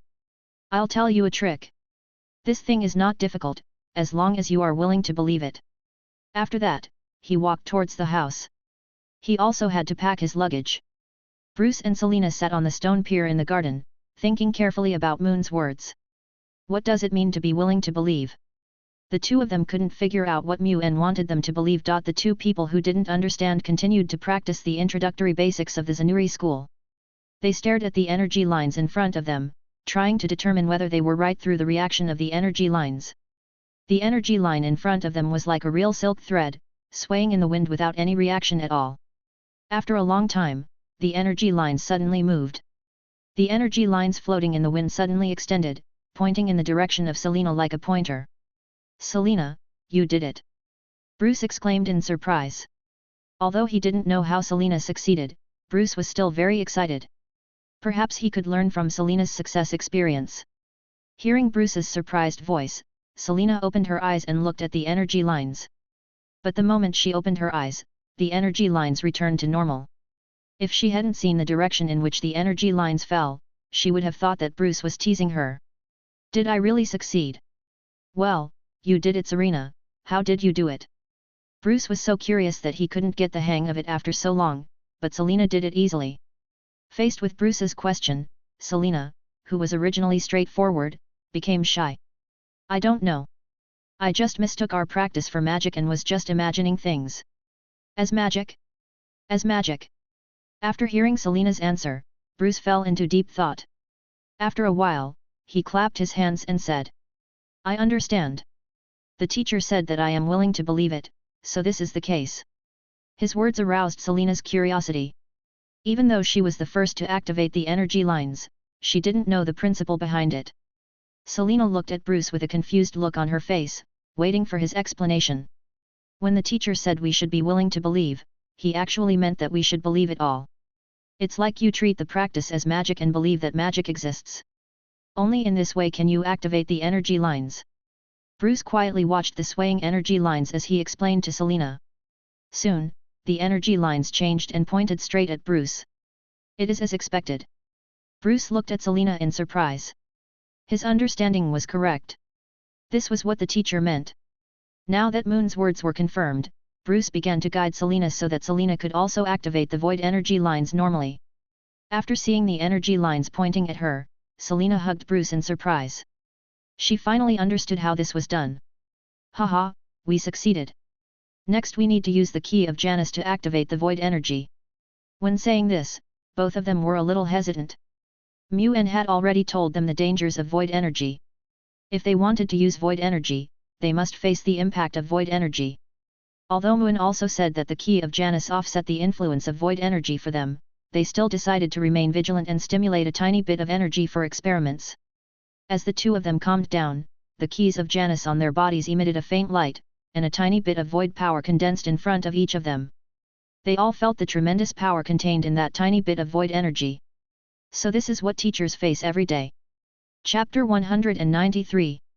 Leaving Gotham. The two finally felt the power of the void. Now they only need to strengthen their own feelings to gradually master the power of the void.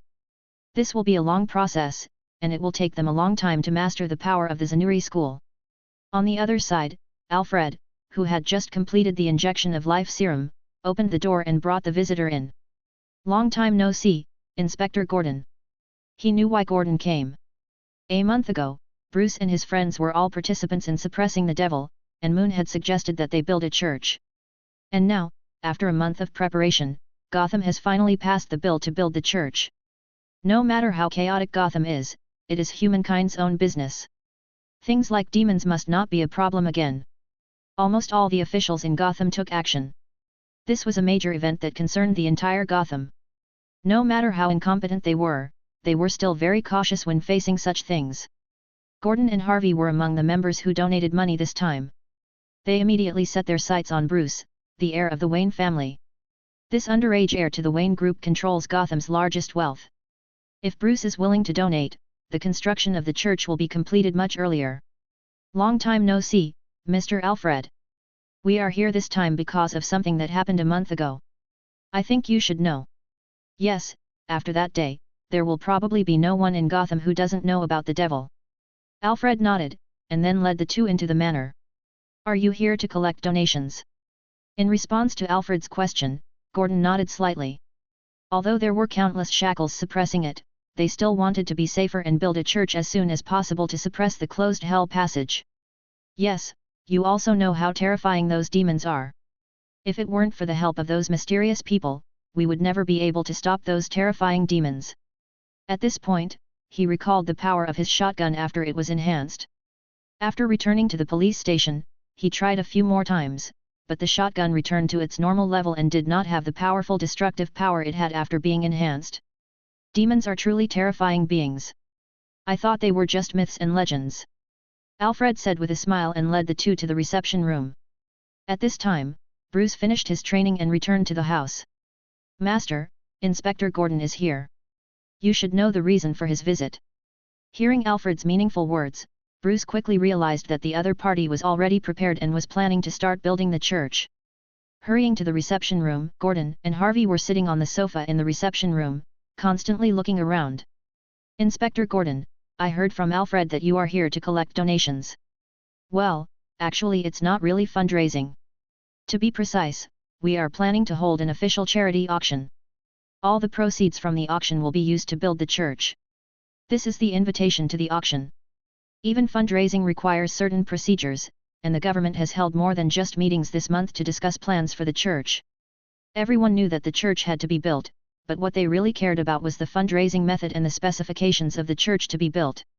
During this month, officials of all sizes in Gotham were extremely busy, and it was through their constant busyness that the church construction plan and fundraising plan were finalized. Everyone likes to establish the image of a charity ambassador, which will make them more easily accepted by the public. Moreover, the money from charity auctions can reduce taxes to a certain extent. No one is willing to give up this opportunity.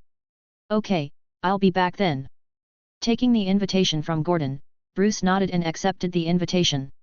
As the heir of the Wayne family, he must participate. This is to maintain the honor of the family. Moreover, he is also a member of the demon killing team, which can prevent the demons from breaking through the blockade. Of course, he must support it. Seeing that Bruce accepted the invitation, Gordon breathed a sigh of relief, got up from the sofa, and prepared to leave for the next house. They still have a lot of people to invite. After all, the sooner the church is built, the safer Gotham will be.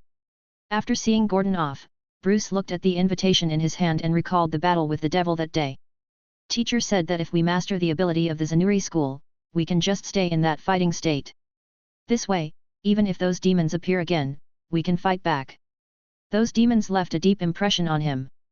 If it weren't for the weapons and equipment given to them by Moon, he and Selena would probably have to spend a lot of effort even to face one demon. Sure enough, my strength still needs to be continuously strengthened. Next morning Muen packed up his things, prepared food in the restaurant, and waited for everyone. After they walked into the restaurant, they saw the delicious breakfast on the table. This situation made Selena realize that something was wrong. She felt that Muen was about to leave. Are you leaving again? Selena asked the straightforward question, which startled Bruce and made him look at Moon in a daze. Smart? Muen smiled and nodded. You two have a very good grasp of combat skills, and you have both touched the edge of the power of the void. As long as you keep going, you will definitely be able to master the power of the void and become stronger. Despite Moon's affirmation, Bruce couldn't help but reveal a sad expression. The teacher had just returned and was about to leave. Don't be so sad, it's not like I won't come back, but when I come back, I hope you will have mastered the power of the void. Don't let yourself be controlled by the power of the void. Smiling and patting Bruce's shoulder, Moon sat down at the dining table and started eating. Bruce and Selena also sat in their chairs in silence, eating the delicious breakfast prepared by Moon. However, breakfast did not boost the mood of the two. The delicious breakfast tasted like chewing wax in their mouths, and their minds were not on breakfast at all. After the meal, Muen picked up a suitcase and looked at the two of them. There is no one in this world who will never be separated. You must remember that every separation is for a better meeting next time. I hope that next time you two will not be hunted down by others like this time. As soon as he finished speaking, thick fog spread out from under Muen's feet and wrapped him up in an instant. His figure gradually disappeared from everyone's sight along with the fog, and Muen could no longer be seen in Wayne Manor. This is the effect of being infused with the power of the space gem, which allows him to teleport more easily. There is no need to open the portal first like the Ancient One's portal. Watching Moon leave, Bruce became even more depressed, and Alfred had to step forward to comfort him. Mr. Moon is right. No one will stay in one place forever. Instead of being sad, it is better to improve yourself and greet the next meeting with a new look. Chapter 194. Back to the farm. Small town in Kansas. Muen was teleported to the small town and looked around at the familiar environment. It's still the same, but there seemed to be a few new shops. Although he was ready to go back, he still had to make some preparations before leaving, such as giving a gift to Clark. After walking around the shops in the town, Moon didn't find any suitable gifts, so he had no choice but to choose a set of children's denim clothes, which could completely turn Clark into a little cowboy from head to toe. After completing the preparations, Moon disappeared from the town again in the thick fog and returned to Jonathan and Martha's farm. Life on the farm was still peaceful, and Jonathan was working on his tractor. It looks like the tractor needs to be replaced. There aren't many parts of the same model left. Parts for this vintage tractor were extremely scarce, and the ones he had left were almost completely used up. Hey, you haven't changed this junk yet. Moon's voice sounded behind Jonathan, startling the farmer who was repairing the tractor. Muen. Turning to look at Muen, Jonathan smiled. It's really you. You're finally back. Haha, you looked quite a bit older during the time I was away. Moon laughed and patted Jonathan on the shoulder. They indeed hadn't seen each other for a long time. Jonathan, excited, brought Moon to the door, pushed it open mysteriously and walked in. Martha, I have some good news. Do you want to hear it? Good news, Martha, who was preparing the meal, looked over in confusion. What could make Jonathan so excited? Tell me, did Clark do something? Jonathan and Martha both truly treat Clark as their own child. In Martha's eyes, the only thing that could make Jonathan so excited was something related to Clark. Clark didn't do anything, it's Moon who's back. As the words came out, Jonathan pulled Muen over and greeted Martha with a smile. Long time no see, Martha. Muen? Looking at Muen who was pushed out by Jonathan, Martha was stunned. She didn't expect that Jonathan's good news was actually about Muen. Where have you been all these years? Why haven't you heard from me? Martha put down what she was holding and walked towards Moon. They hadn't seen each other for a long time since their last separation. Even Clark went from a toddler to a boy who played around on the farm all day. Well, the place I went to is a little special, and there's no way to get the news out there. After saying this casually, Muen looked at the two of them curiously and asked, "Where's Clark? Why didn't I see him?" With his perception range, he didn't even notice Clark. This was not normal. He's gone to play with little Henry on the farm next door. Clark was the only child on the farm. For Clark's mental health, Jonathan and Martha often sent Clark to other farms to let Clark play with the children from the surrounding farms. The farm next door? No wonder. No wonder he couldn't sense Clark's figure. Although his perception range was not small, it was not enough to cover the entire farm, let alone Clark who was on the farm next door. Knowing Clark's whereabouts, Moon did not ask any more questions, although he was preparing to train Clark. But there is no need to be too anxious. Clark is just a child after all, and judging from the looks of Jonathan and Martha, Clark's Kryptonian abilities should not have awakened yet. Clark is just a slightly stronger child now, and at most people think he is born with supernatural powers. It seems that I won't be able to see Clark right away, and the cowboy clothes I prepared won't be shown right away. Taking out a set of denim clothes from head to toe that he had bought in the small town, Muen smiled helplessly. But this dress attracted Jonathan's attention. In his opinion, this dress was perfect for Clark, as if it was specially tailor-made for him. I think Clark would really like it.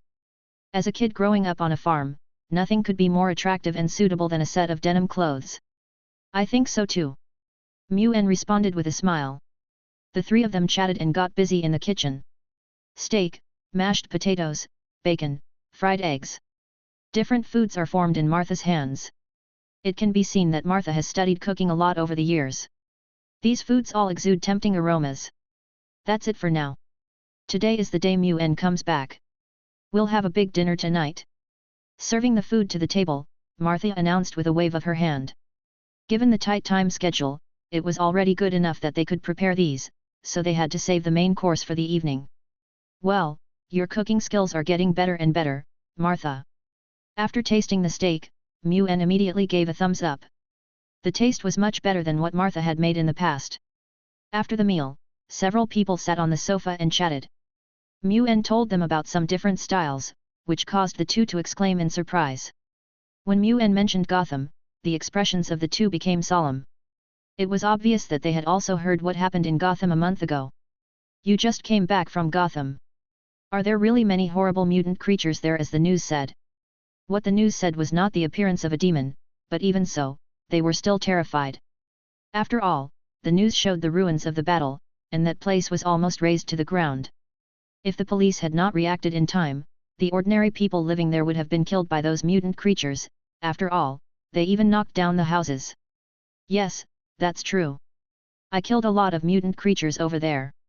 Muen responded with a smile. He understood why this was the case. After all, a lot of official personnel showed up in Gotham the day after the battle, and they almost dug the place up deep inside. The government wants to study demons, but demons are not so easy to study. He can't guarantee what will happen if he is contaminated with the demon's body fluids.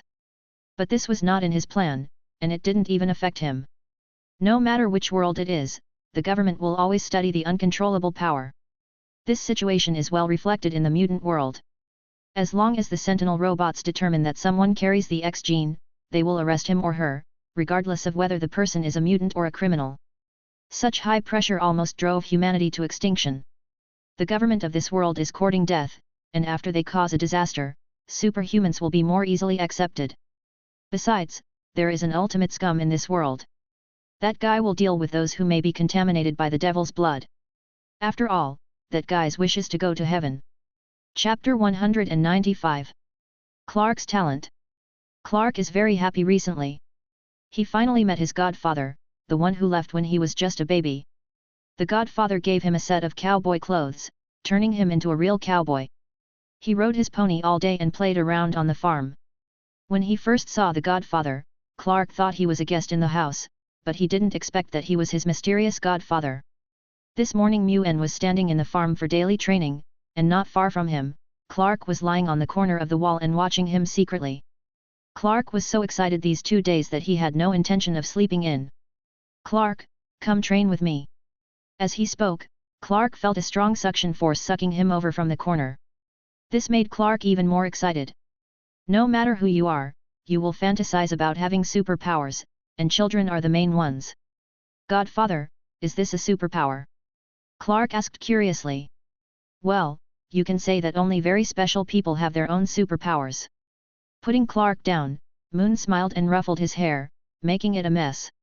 Squatting down, Mu-En looked at Clark and smiled. "This is a little secret, you can't tell anyone. Just consider it an agreement between us." Hearing Mu-En's words, Clark nodded vigorously, and then asked curiously. "Will Clark have superpowers?" "What superpower do you want?" "I want a superpower to fly like those birds, and Clark wants to fly too." Moon couldn't help but laugh when he heard Clark's wish. "Yes, you can fly. Besides flying, you are also invulnerable to swords and guns and have great strength." These words made Clark reveal an expectant expression. He could no longer imagine how powerful it was. "Then can I push Jonathan's dad's tractor?" "It's a great tractor, but it breaks down all the time." Of course, even lifting a tractor would be very easy, not to mention pushing it. Now Clark opened his mouth wide and his eyes lit up. He was stunned by the words of his godfather. He could actually become so powerful. Seeing the little guy about to drool, Mu-En chuckled and ruffled his hair. "Okay, my future little superpower user, it's not that easy to get superpowers. You need to have a strong physique and skilled fighting skills. Follow me." These words brought Clark back to his senses. After hearing what his godfather said, he stood in front of Moon-En with a serious face, and began training by imitating Moon-En's movements. I have to say that although Clark has not yet awakened his abilities, his physical fitness is indeed stronger than that of ordinary humans. If Bruce does not wear combat clothes, he really cannot be compared with Clark. Clark's strong physical fitness allowed him to perform many technical moves easily. As Moon's movements became more and more difficult, Clark's movements finally began to deform. He was still a child after all, and after doing so many difficult moves, he became very tired. "Okay, let's take a break and continue training. I'll take this opportunity to teach you the key points of these movements." Taking Clark to sit on a chair in the warehouse, Mu-En poured Clark a glass of juice and said, "These movements can exercise every part of your body, and also allow you to quickly defeat bad guys when facing them and protect your family and friends." As he said this, Mu-En clenched his fist and punched the air in front of him. Thump! The sound of an air storm rang in Clark's ears, and he saw Moon's punch piercing through the flying dust in the air. This situation made Clark's eyes light up. Could it be that as long as he practiced these moves, he would be able to launch such a wonderful attack like the Godfather? The excited Clark imitated Moon's movements and punched again and again, but he was unable to create the same magical situation as Moon. The floating dust was not penetrated by his attack, but was instead scattered everywhere by him. This situation made Clark hold his head. He didn't expect that this seemingly simple move would be so difficult. And his appearance made Mu-En laugh. "Ha, it's not that easy. What you need to do now is to keep practicing these skills. As you master them more and more, you won't need to do them deliberately to reach the level I just achieved." With Moon's comfort, Clark, as a child, quickly accepted the situation. He punched again, trying to punch through the dust like Moon did. After resting for a while, the two walked to the open space again and began teaching with serious faces. "I'll teach you some basic techniques first. Remember to practice them often." As he spoke, Mu-En began to practice in the open space. His fists made fist shadows in the air, and sometimes his fists collided with each other to produce a violent impact. This is one of the fighting techniques called broken punch, called rolling gale. As he attacked, the shock waves continued to spread and turned into terrifying gusts of wind. This move shocked Clark. He didn't expect that this seemingly ordinary move could produce such an effect. The wind blew violently, making whistling sounds in the air. This move is called rolling gale. I believe you have also seen the fierce wind blowing around us. Under Moon's explanation, Clark nodded vigorously. He had already seen the effect of this move. The strong wind created by the impact of the special technique made him realize that as long as he practiced hard, he could also do the same. This made Clark very excited. As a kid, nothing was more fun than superpowers. If you can master this move, I will teach you other moves and even other fighting techniques. This was a good temptation and successfully stimulated Clark's fighting spirit. He wanted to master more combat skills and obtain superpowers as soon as possible. Watching Clark punching continuously, trying to complete the rolling gale, Mu-En knew that this was a long process, and what was most needed was the accumulation of time. As long as Clark practices hard, it won't take long for him to get started with his abilities. With Moon's encouragement, Clark trained meticulously, and the surrounding environment came together in his hands as he practiced. Boo! Clark threw a punch with all his strength, and a sound like a bubble bursting appeared in his hand. Oh, you succeeded! At least you have gotten started. All you need to do next is practice more. In such a short period of time, he has mastered the technique of generating power of rolling gale, which made Moon sigh again that Clark is worthy of being the Superman from Krypton. Chapter 196, Little Cowboy with a Long Stick. Under Moon's instruction, Clark quickly learned all the moves of the broken punch. Bathed in the sunshine, Clark gradually began to show his talent and even burst out with extraordinary power. This is already amazing for a child, not to mention that in the future, he will gradually awaken his own abilities. This shattering punch will definitely be enough for him to use. But Moon did not stop. He decided to train Clark more, especially in the use of weapons. Clark, do you want to learn long stick moves? Hearing Mu-En's words, Clark, who was practicing his moves, was stunned for a moment, then looked over. Learning long stick moves? This made Clark curious. He didn't know what stick techniques were, but he had seen nearby cowboys use sticks to drive away approaching wild animals. Could it be that he could use a long stick to defeat the wild beast like a real cowboy? Compared with Clark's rich psychological activities, Moon was very calm. He knew very well that Clark did not need to use weapons, and his body would be the most powerful weapon in the future.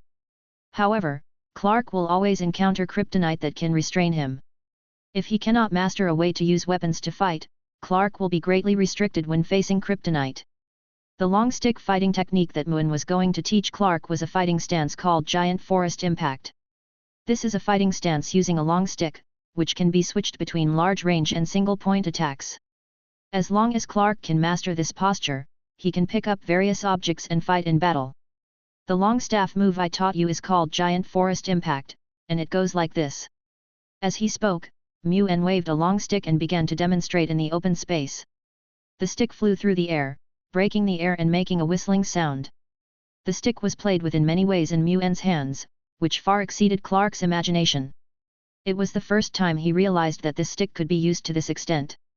Looking at the stick shadows appearing from all directions, Clark opened his mouth in shock. It turns out that the stick can be used not just to drive away wild beasts.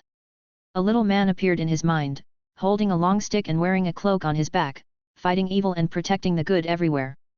Soon Mu-En's demonstration ended, and the whistling sounds around him also disappeared. Want to give it a try? Clark in front of him was already immersed in fantasy, and only reacted after hearing Moon's words. Looking at the long stick in Mu-En's hand, Clark's little face showed some embarrassment. But Godfather, I don't know how to. Although he had seen the power of the long stick techniques, he had not yet learned these techniques and could not use the long stick well. Haha, use your mind to use this stick. Seeing that Mu-En said so, Clark could only take the long stick and swing it casually. He had never learned the fighting skills of a long stick, so when swinging the long stick, he always used the broken punch move involuntarily. However, the use of the long stick was different from the broken punch move. When using it, he could not control the long stick well, and if he was not careful, he would sweep away the surrounding objects. After the drill, Clark's area had been cleaned up and all those things were swept away by him with a stick. Looking at the things scattered in the distance, Clark shrank his neck, and it was obvious that he knew he had done something bad. Not bad. It seems that you are quite skilled in using the crushing punch. However, there are still many differences between the Giant Forest Impact and the crushing punch of the long staff.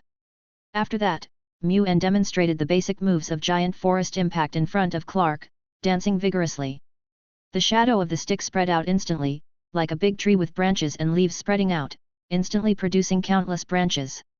And the whistling sound was like the leaves growing on the branches, rustling as the wind blew past. Mu-En's movements became slower and slower, gradually becoming clearer in front of Clark, allowing the child, who was only a few years old, to see clearly. Clark saw every move clearly. He waved the long stick in his hand and began to learn from Mu-En's movements. Clark was a little clumsy when learning the resolute dance, but he still imitated the moves meticulously. Although his imitation was greatly different from the actual moves, for a child of a few years old, this was enough. For several weeks, Clark had been learning the giant forest impact moves from Moon. Clark's talent in the use of weapons is still strong, and he is very focused in learning everything, which makes his learning speed increase rapidly. However, Clark, who had already learned 2 fighting postures, did not intend to use these moves to bully others. He always wore the little cowboy suit given to him by Moon, and under Moon's protection, he and the cowboys drove away the wild beasts approaching the livestock.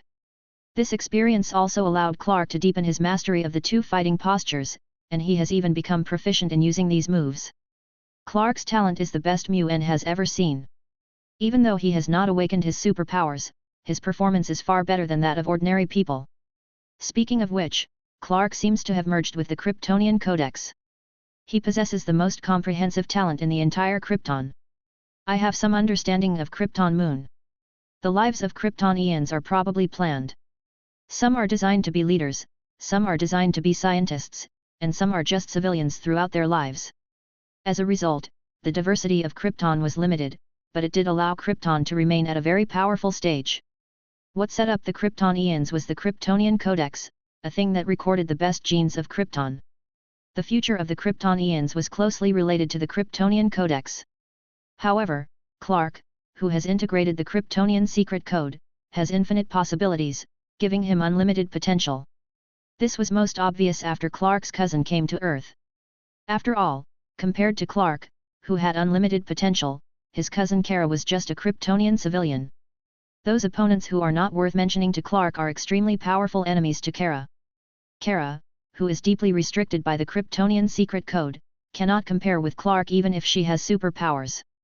Retracting his thoughts, Moon couldn't help but feel emotional as he looked at Clark, who was becoming more and more proficient in fighting postures. And in his hand, a ball of energy emitting a faint red light appeared in his hand. This was captured from Clark's body. Although Clark's expression was not obvious enough, he did show the unique biological stance of Kryptonians. Although biological stance energy was of no use to Moon, he still injected the energy into the remaining empowerment. It seems that we need to work harder to master high-level amplitude crystals. Maybe we can transform their abilities into amplitude crystals to strengthen our armor. Chapter 197. Teaching Clark. Now Moon felt a sense of urgency. If he could master the entire manufacturing of amplitude crystals, he would be able to do a lot of things. At that time, he might be able to gather everyone's strength and create a powerful force that surpasses everything to make himself stronger. After integrating the empowerment that had been infused with biological stance energy into the combat suit, Moon found that he no longer had to worry about his clothes being damaged. Although the biological stance is of no use to him and cannot improve his combat ability, it is indeed a good piece of clothing to protect himself. Especially his space belt, under the protection of the biological stance, will be greatly protected. At least there will be no problems due to fierce battles. Not bad, and it seems that it can expand outwards and spread my power to more places. After sighing at the effect of the biological stance empowerment, Moon already understood that he needed to speed up his mastery of amplitude crystals, empowerment, and armor. As long as he masters all these 3 aspects, he can perform freely. Just as he was sighing, Clark also completed today's training. If he wanted to be proficient in using the 2 combat postures, Clark had to train day after day. Even if his talent far exceeds that of ordinary people, he still has to do this. After all, talent only allows him to master things faster. Without practice, no matter how high his talent is, it will be useless. Godfather, I have completed today's training. Clark came to Moon with a stick. What should we do now? Looking at Clark, who was only a few years old, Moon thought for a moment and a faint energy flashed in his eyes. Clark, what do you think of superpowers? What would you like to do if you got them? Speaking of this, Clark became excited, climbed onto the chair next to Moon, and spoke excitedly. Superpowers are cool. If I had superpowers, I would help Daddy Jonathan take care of the farm. Clark's answer was not unexpected. As a child, there were not many things he could imagine. His family, farm, and friends were everything to him. Haha, you don't need superpowers to help Jonathan take care of the farm, but if you do get superpowers, you still need to be careful not to let others find out that you are different. Of course, At some critical moments, you can also use your superpowers through some small disguises. As he spoke, Mu-En used the void to sink and suck in a wooden stick. Now let's simulate this. If your friend is in danger, how can you, as a person with superpowers, save him without attracting attention? Looking at the wooden stick in Moon's hand, young Clark fell into deep thought. He hadn't thought about these things. It was not an easy task to save his friend without attracting anyone's attention. After thinking for a long time, Clark suddenly stood up and ran to the side, and soon came back with a rope. After tying one end of the rope on the chair, Clark swung the lasso towards the wooden stick in Moon's hand, and then pulled out the wooden stick that was deeply stuck in the void. This was the best solution he could think of, and if the superpowers he possessed were related to strength, this would be the best solution. Quite clever. Moon-En nodded. Clark's reaction surprised him a little, but the void collapse in his hand was constantly increasing. What if you are also affected? The strong suction made Clark's body slide towards Moon-En involuntarily. In order to resist this strong suction, Clark could only try his best to walk in the opposite direction. But facing the ever-increasing suction of the void fall, Clark, who had no awakening ability, was unable to resist at all and eventually fell into Moon's hands. Ha, I got you. Mu-En laughed and held Clark in his arms and asked, what should you do in this situation? Sorry Godfather, I don't know. Clark smiled and pushed Moon-En, then spread his hands to indicate that he had no other options. Even he himself couldn't break free from the strong suction, so how could he save his friend? Seeing Clark's helpless look, Moon laughed and ruffled Clark's hair. In fact, you can find a rope to tie yourself up and go rescue your friends. Although he knew that Clark didn't need to do this, Moon still gave him advice so that Clark could respond better when encountering corresponding situations. At Moon's reminder, Clark's eyes lit up. He almost forgot that he could tie himself up first, and then use his superpowers to rescue his friends from danger. Clark nodded vigorously after understanding what was happening, but then a question arose, why didn't he let everyone know that he had superpowers? Godfather, why can't other people find out that I'm different? If I have superpowers, can't I show them to other people? Hee. Mu-En smiled and rubbed Clark's head, you will understand later, but you must remember to keep yourself ordinary and never become different. As soon as he finished speaking, Moon stood up and walked towards the house with Clark. Their training was over, and instead of just sitting here doing nothing, they might as well take Clark back to the room. Although Clark will own a Kryptonian spaceship in the future, he is also preparing to give Clark a gift, just like he did to Bruce and Selena. He is preparing to give Clark a special equipment.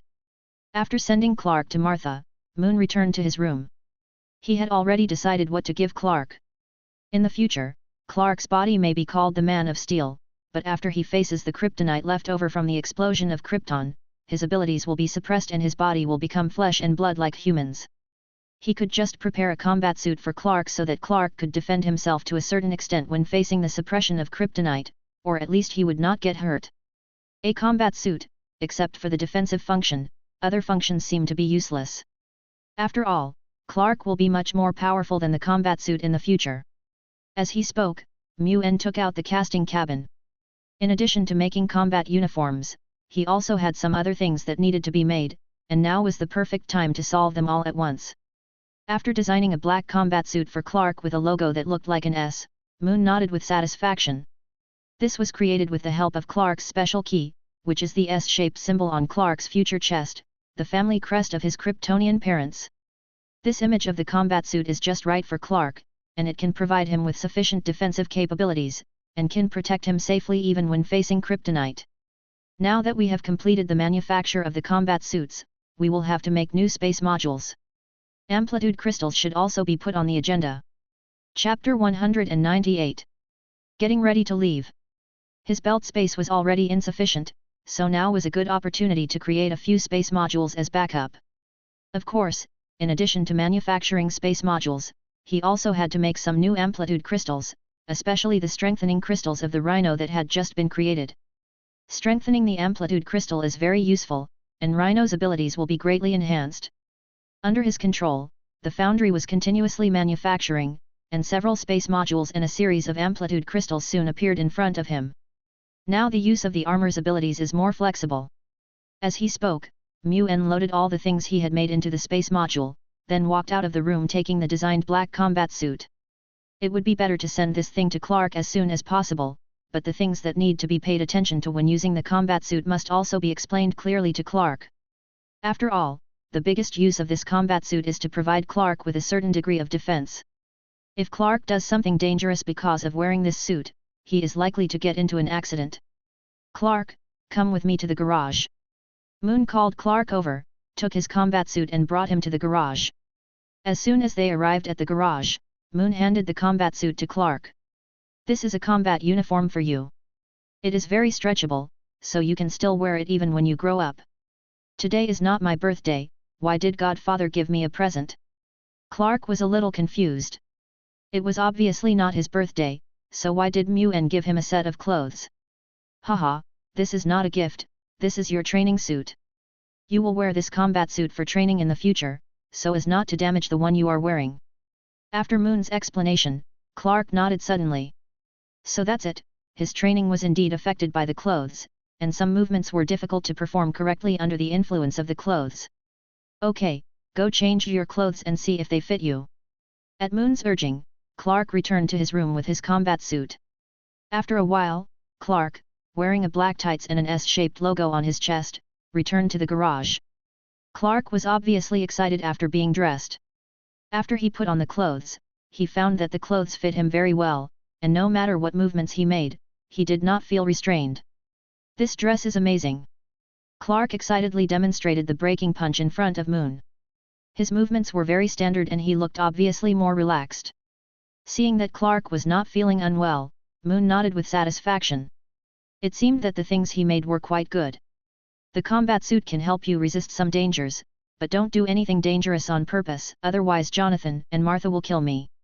Hearing Moon's words, Clark stuck out his tongue, and the two smiled at each other and returned to the room. After staying on the farm for several months, Clark's fighting skills have become very proficient under Moon's training. During this time, Moon often taught Clark that even if he had superpowers, he should not tell anyone but just tell his family. Clark nodded vigorously at Moon's teaching. Although he was young, he knew that it was for his own good. This day after Moon and Jonathan finished the final harvest of crops on the farm, they looked at the few people at the dining table with a serious expression. I'm leaving in a few days. I still have a lot of things to do and can't stay here forever. His words stunned the people who were having dinner for a moment, and then they all looked at Muen. Leaving so soon? Jonathan asked in surprise. Well, there are many things I need to deal with. It's enough to rest here for a few months. Muen nodded and said casually. After getting the exact answer from Muen, everyone at the table was silent. Soon, everyone started to speak. Godfather, when will you come back next time? Asked young Clark. Wait until you are an adult, or when you grow up. I don't know when I will be free to come back. However, you must not slack off. When I come back next time, I hope to see that you have mastered all the skills I taught you and created your own fighting skills. Gently ruffling Clark's soft hair, Moon responded with a smile. Although the coordinates of different worlds have been recorded by him, the speed of time flowing in each world is different, so he is not sure how much time has passed when he returns. Clark nodded slightly, picked up the spoon and put the cereal with milk into his mouth. When are you going to leave? If you leave tomorrow, we can prepare a nice dinner tonight. Martha asked softly. After all, Muen was their old friend, so it was important to prepare a farewell party specifically for him. Well, since you said so, I'll leave tomorrow. Seeing the smile on Moon's face, Jonathan and Martha also laughed. The atmosphere, which had seemed a little depressing because Muen was leaving, became cheerful. The whole family became busy because they were going to hold a farewell party for Muen.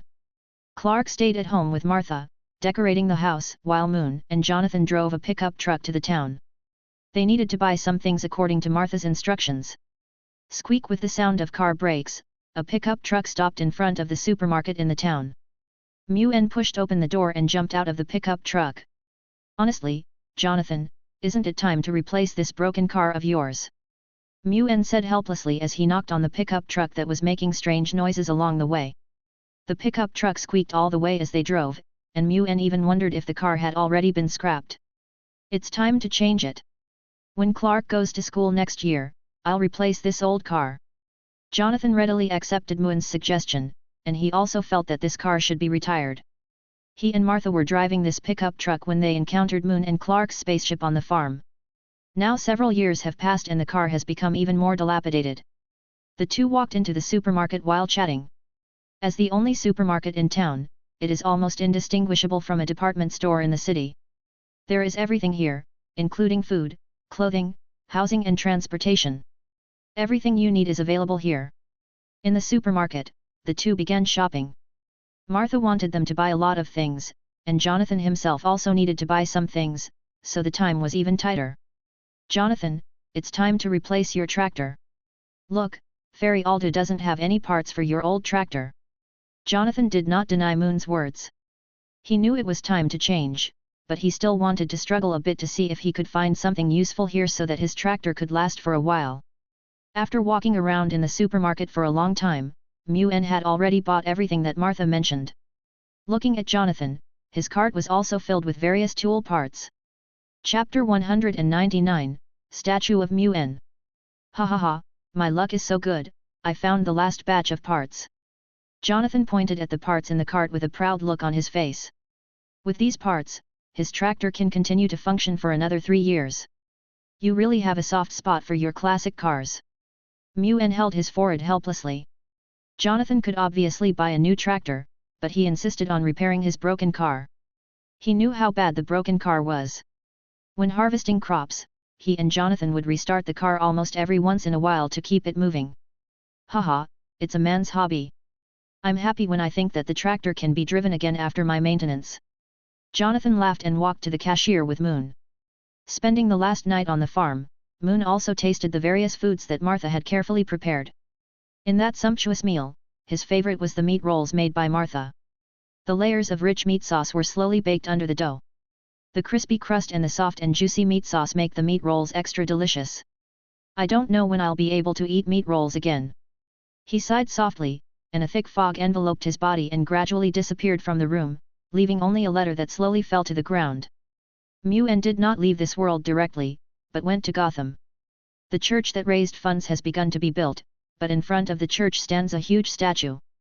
That was the image of Moon transformed into Harrow the Exorcist, and the statue even held a huge incinerator in its hands. This is what Gordon, Cobblepot, and others have been asking for. As eyewitnesses of that day, they clearly understand how powerful Harrow the Exorcist is.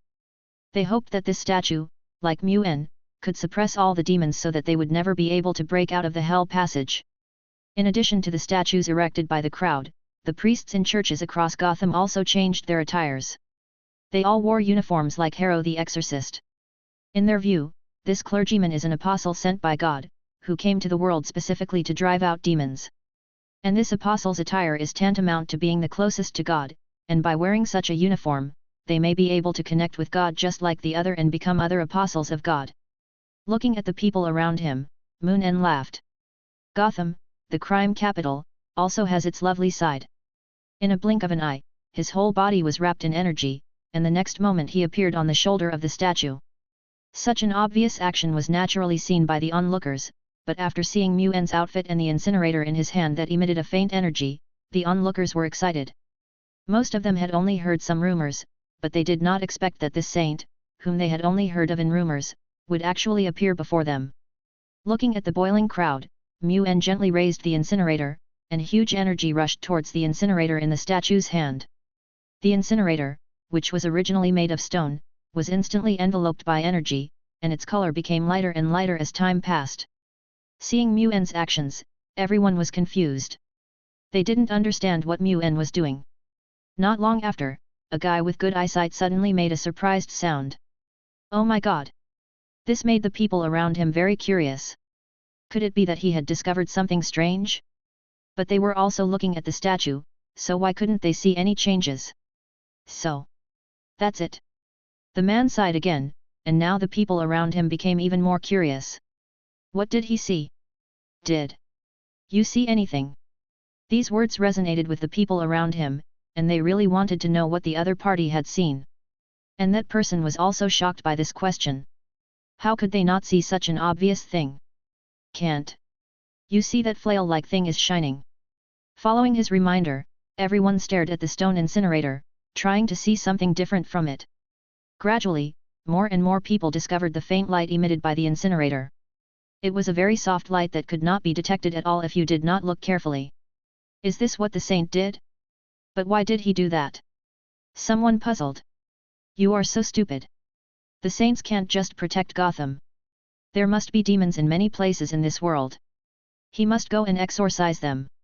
Yes, the saint turned the flail into a holy object that can dispel evil spirits and destroy demons. He is protecting us in another way. Everyone was talking about it, and they kept speculating about Muen's behavior. After Muen completed the energy injection, his figure gradually disappeared from the sight of the people in Gotham along with the thick fog. The energy contained in the sculpture can last for a long time. Even if the devil really breaks through the blockade of those shackles and reopens the passage to hell, the energy contained in this sculpture can temporarily suppress the passage to hell for a period of time. In response to Moon's actions, countless believers in Gotham drew the sign of the cross on their chests and prayed continuously in their hearts. Even the priests made the same move, and they became more convinced that Moon was the saint sent by God.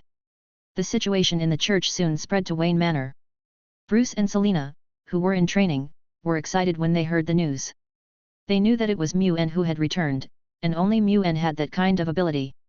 Just as he was about to rush to the church, he saw Alfred hurried over with a letter. Master Bruce, this is the letter that suddenly appeared on my desk just now. It was left by Mr. Muen. When Bruce saw the envelope, he was obviously stunned. He didn't understand why Muen didn't come back but left a letter. Is the teacher gone? I think so. He left a letter and went away. Selina shook the opened letter, and in addition to the letter, there were 2 iron-like razor butterflies inside. Is this a gift he left for us, or a bodyguard? As the words came out, the wings of the 2 razor butterflies fluttered slightly, and they flew up and down around the 2 people, flapping their wings. Looking at the 2 razor butterflies emitting rays of light in the sun, Bruce gradually smiled. Although Muen did not come back to see them, it is certain that Muen still cares about them very much, and these 2 razor butterflies are proof of that. We have to continue our operation. Bruce looked at Alfred beside him and said, I think I know how to use the secret room left by my father.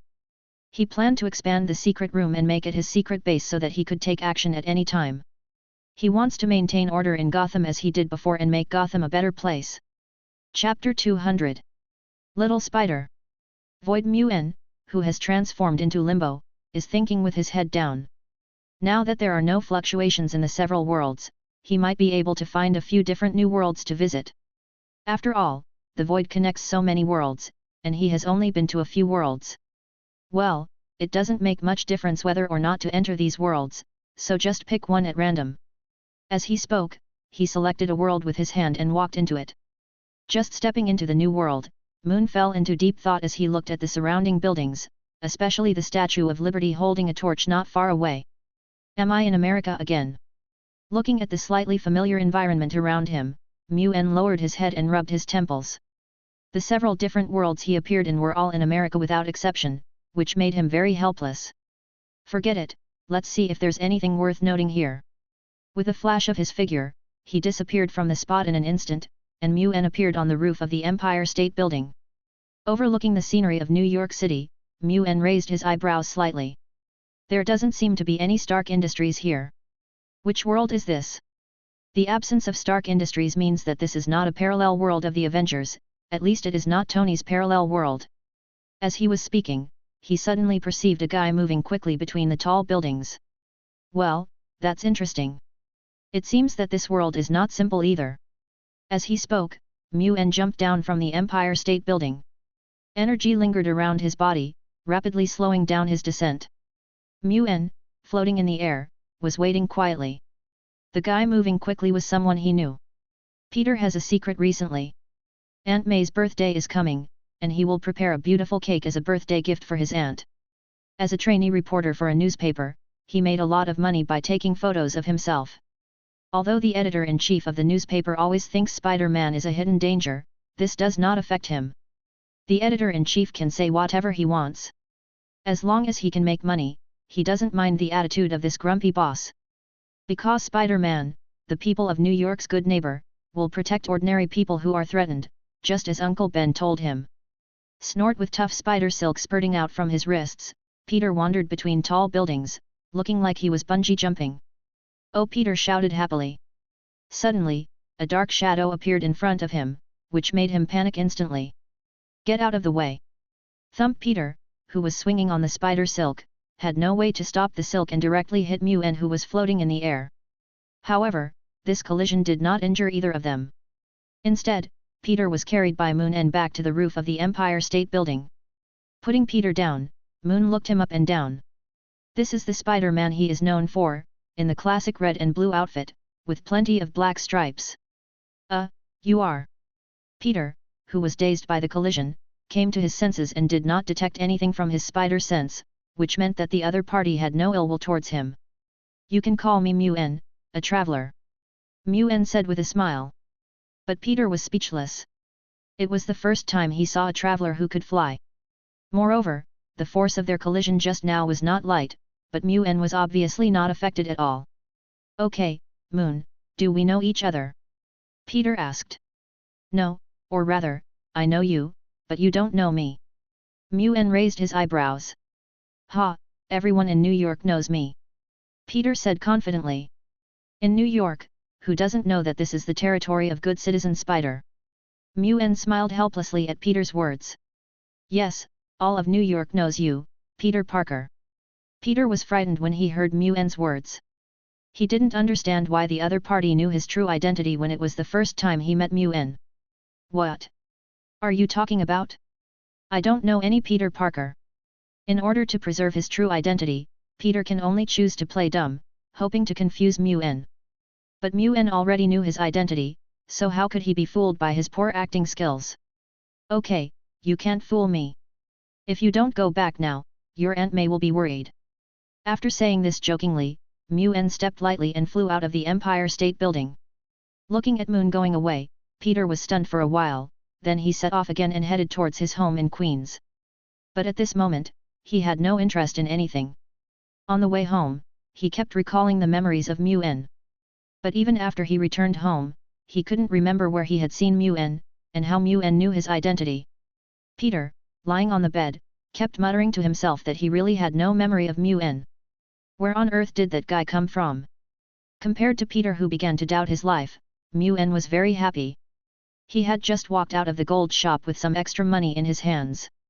Thanks to his habit, gold was always stored in the space module, which prevented him from worrying about money in a strange place. With the money, Mu-En randomly found a hotel to stay in. He knew New York too well, so instead of wandering around, he might as well investigate Peter more. Spider's parallel universe.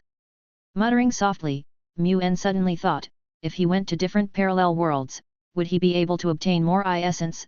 Thinking of this, Mu-En had an idea in his mind. He should not limit his goal to just a few worlds. Countless parallel worlds are still waiting for him to explore. I just don't know if the Infinity Stones from different worlds will conflict with each other. If not, then I will send them out. Speaking of this, Mu-En was very excited. He seemed to have seen the dawn of creating all the armors. Thinking in his mind, Mu-En directly connected the hotel's internet cable to the controller on his arm. I have to say that as a technological product of the Kree people, this operable controller is really very easy to use. After payment, the internet cable was quickly connected, and a virtual projection appeared on the arm. Spider-Man rescues the bus. Well, he has a pretty good reputation. Ambitious Spider-Man? This must be his editor-in-chief, and just as he remembered, he doesn't have a good impression of Spider-Man. As the news flashed by, Mu-En got to know Peter better and better. Now Peter can only be said to be a volunteer policeman of some fame. When encountering crimes, most of the time he would tie up the criminals with spider silk and then wait for the police to appear. The opponents he faced were various street thugs and robbers. The only thing worth noting is that a terrorist called the Green Goblin appeared in New York before. During the grand banquet, he threw pumpkin bombs everywhere that could turn people into ashes in an instant. Oh, it looks like Spider-Man has dealt with Osborn, and the next person he'll have to deal with should be Dr. Octopus. Chapter 201. Peter's Troubles. In recent days, Peter always felt that someone was watching him. This feeling came to him after he met Moon, and although his spider sense did not react at all, he strongly suspected that Moon was around him staring at him. I see you, come out Mu-En. In the laboratory, Peter turned around suddenly and looked behind him, but there was nothing behind him, and there was nothing unusual at all. His startled look frightened Dr. Otto, who was doing the final research. "Hey, Peter, what's wrong with you?" Peter has been in a bad state these days. He is always startled, like a mentally ill patient. This made Peter's work status become very bad. In the past, Peter could always come up with some eye-opening suggestions, but now Peter was like a person suffering from paranoia. I'm sorry, Dr. Otto. I've been a little out of shape lately." He has been in this state ever since Muen revealed his identity.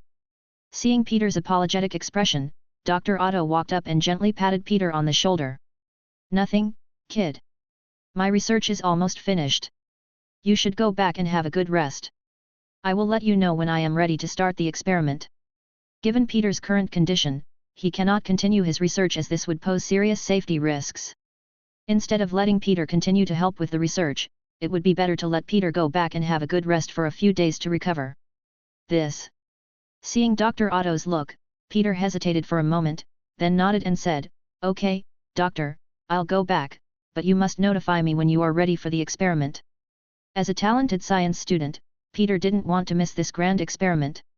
As long as Dr. Otto's experiment is successful, the Earth will enter a new era, an era of nearly unlimited energy. After leaving the lab, Peter changed his clothes in an alley, put on his spider suit, and nimbly climbed up a tall building. How on earth did he find out? Peter, who was sitting on the roof, asked in his heart. He didn't understand. He had been very careful to hide his identity, but Muen, a stranger, still knew his true identity. Looking at the hustle and bustle of New York, Peter felt very confused and could only walk towards his home in Queens. On the other side, Muen was walking on the street holding a hamburger. Although the New Yorks in different worlds are similar, there are still some differences. In the Avengers world, Stark Industries exists and the surrounding technological development is obviously more advanced. Here, it looks more like New York in the 1990s. I have a deep connection with New York.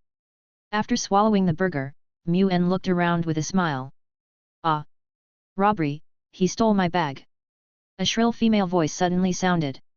Muen looked closely and saw a black-skinned homeless man rushing towards him with a very exquisite leather bag in his hand. It's the same no matter which world it is in.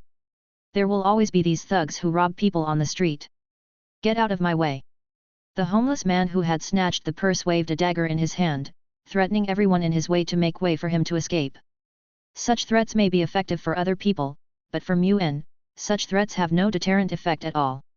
Looking at the homeless man rushing towards him, Muen raised his foot slightly, stepped on the homeless man, and kicked the guy directly to the ground.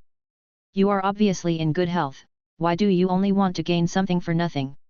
Just as he finished speaking, Muen grabbed the homeless man's wrist and with a little force he pulled the dagger over. After taking a closer look at the dagger, Muen raised his eyebrows with interest.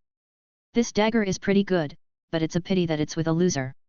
With a series of high heels hitting the ground, the woman whose purse was stolen ran over. Thank you." The woman was dressed very elegantly, which was not easy to see for a white person. "Nothing." Muen smiled and waved his hand, then looked up and saw a figure flying towards him. "Oh, our little spider is here."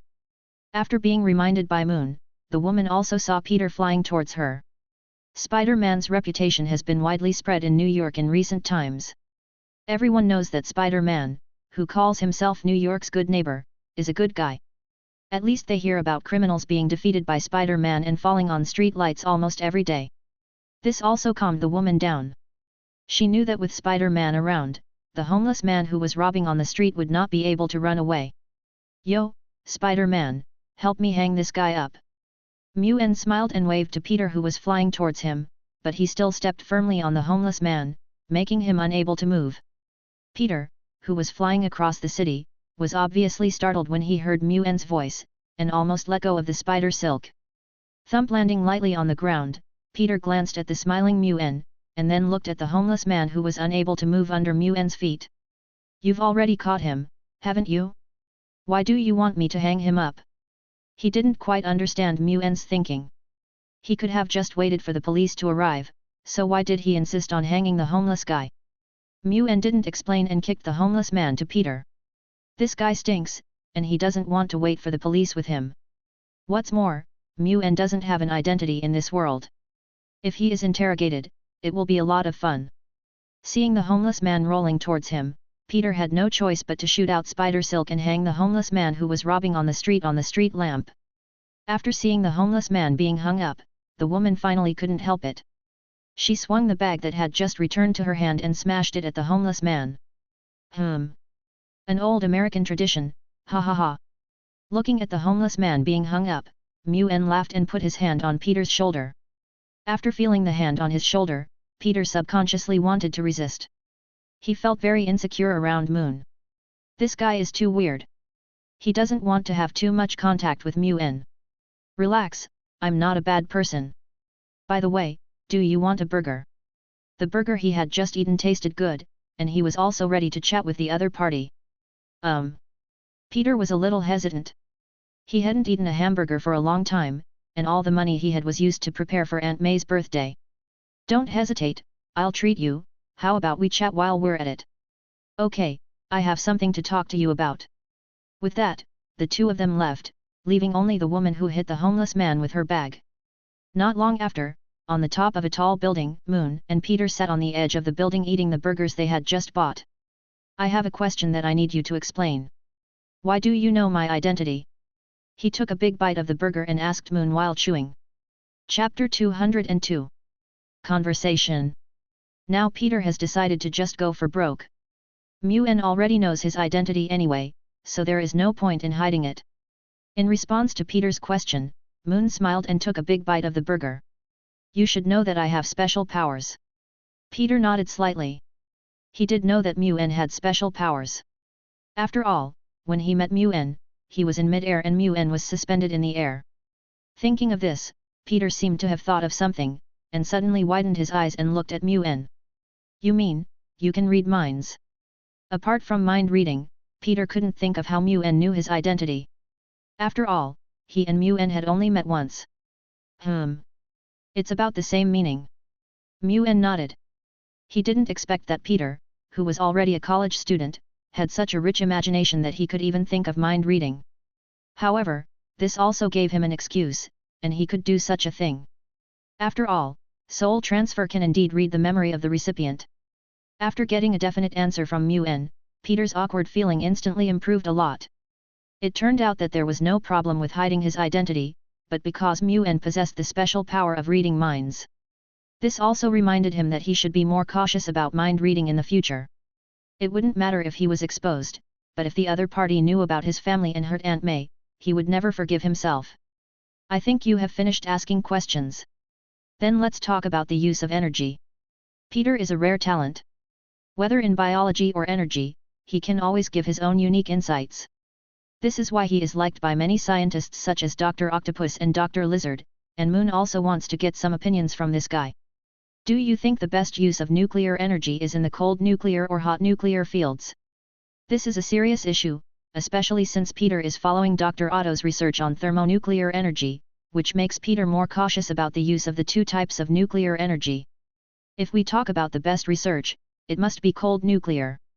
I have heard Dr. Otto talk about cold nuclear. He said it is the ultimate way to use nuclear energy. Regarding the application of nuclear energy, he had indeed heard Dr. Otto mention it, but Dr. Otto believed that cold nuclear energy would not be realized in the short term, and that they could only pursue thermonuclear energy at present.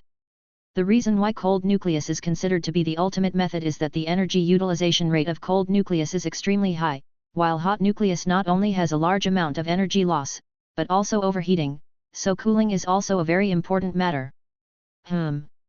Not a bad idea, but thermonuclear has its own advantages.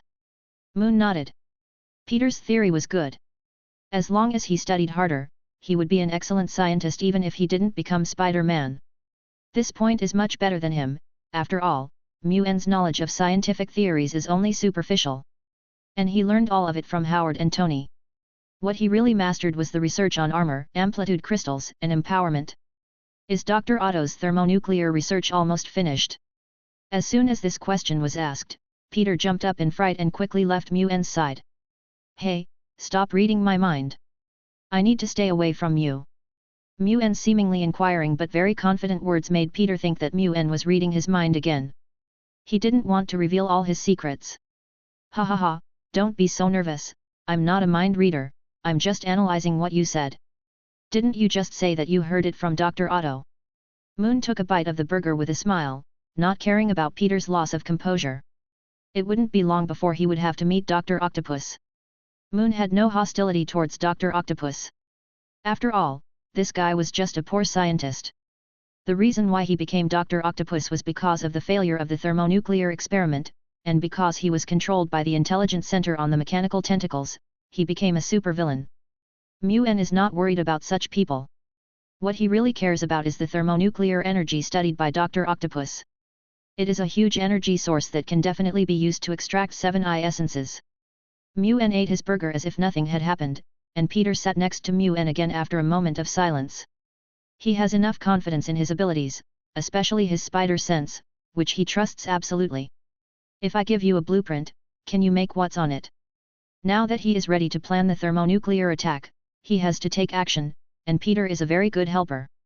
He needs some time to extract the thermonuclear core, and this time is given to Peter to face Dr. Otto. What? It's nothing, just an electromagnetic pulse generator. Muen said indifferently.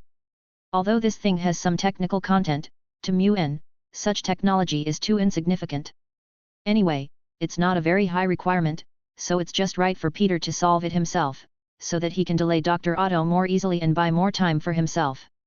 Electromagnetic pulse generator, this shocked Peter. He didn't expect that Muen would ask him to make this kind of thing. He had seen electromagnetic pulses in a book on librarianship. They were something that could paralyze electronic equipment, and this generator might be something that could release electromagnetic pulses continuously. Why do you want to make this thing? Are you a bad person too? Slap. As soon as he finished speaking, Peter was patted on the forehead by Muen. Isn't this guy's imagination too rich? This thing is for you. If you encounter any technological means in the future, you will be prepared. Muen swallowed the last bit of the burger, touched his stomach and let out a long breath. The future won't be as peaceful as it is now. You may meet many different opponents, and you may even meet someone like me. As he spoke, Muen's hand appeared in front of Peter's neck.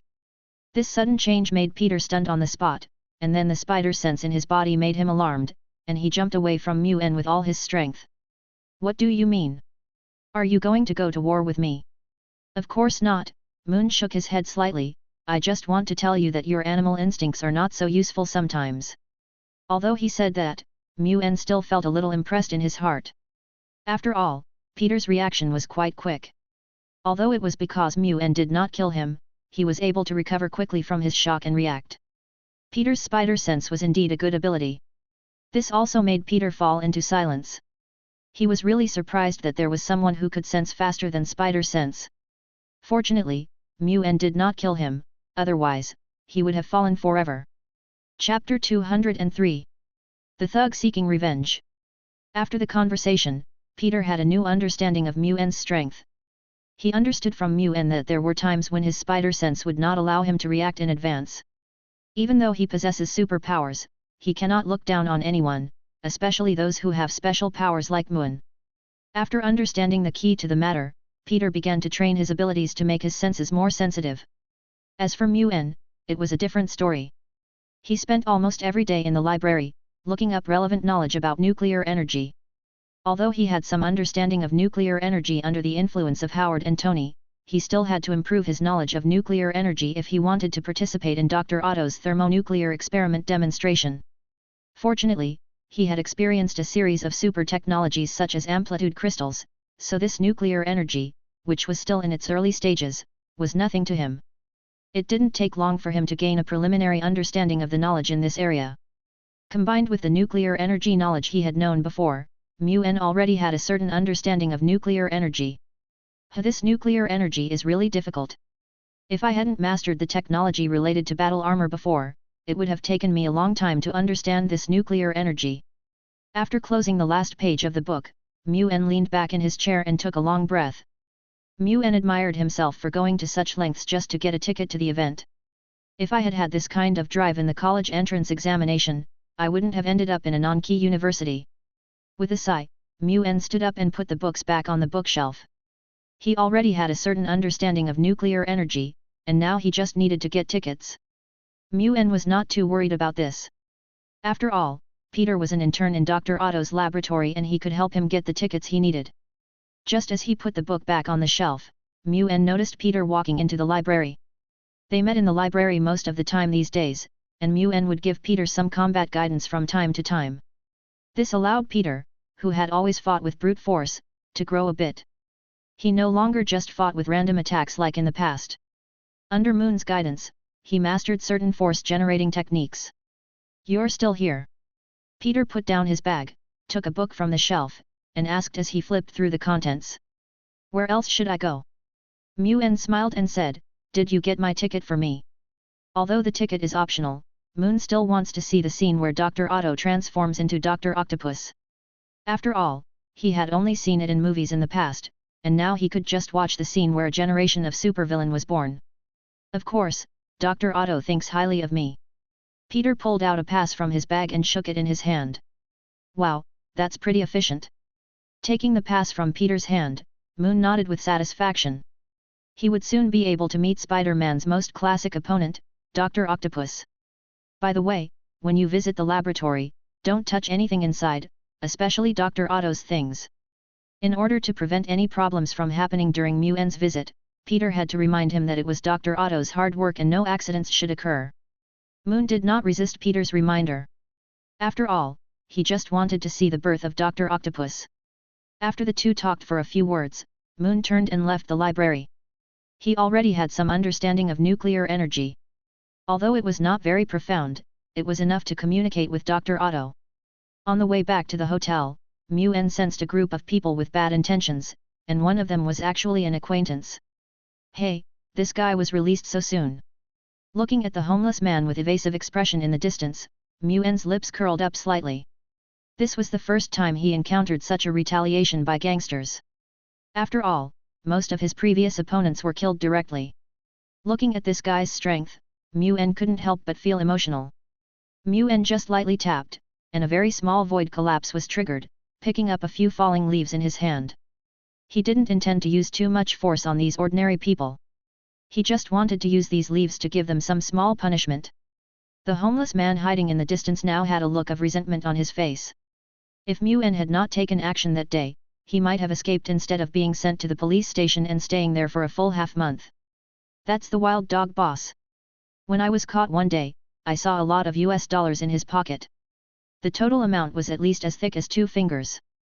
The thickness of 2 fingers meant that Mu-en had at least 30,000 US dollars in his pocket. This is not a small amount of money.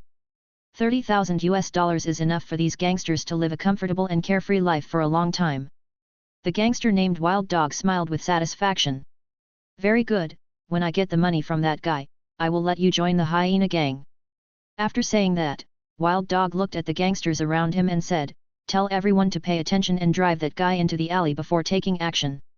Although they are gangsters, they are only the lowest level gangsters after all. Even their boss will not choose to fight against the New York police. Following Wild Dog's orders, many gangsters scattered and walked towards Mu-en from all directions. Their ferocious appearance scared many people. After seeing these thugs, many people immediately chose to stay away from these guys. After all, not everyone can escape from danger unscathed.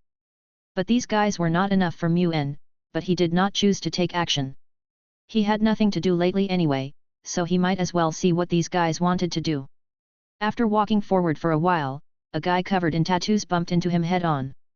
As he collided with Mu-en, he punched Mu-en's abdomen hard, trying to push Mu-en into the alley next to him. "Thump, the strength is good, but this massage technique needs more practice." Mu-en made a few comments, then grabbed the gangster's shoulder, shook his wrist slightly, and threw the guy into the alley. Since these guys' goal was to drive him into the alley, he would just follow their wishes and walk directly into the alley. After seeing Mu-en walk into the alley by himself, the other thugs seemed a little excited. They didn't expect things to go so smoothly, and it looked more like the other party was the first to take action.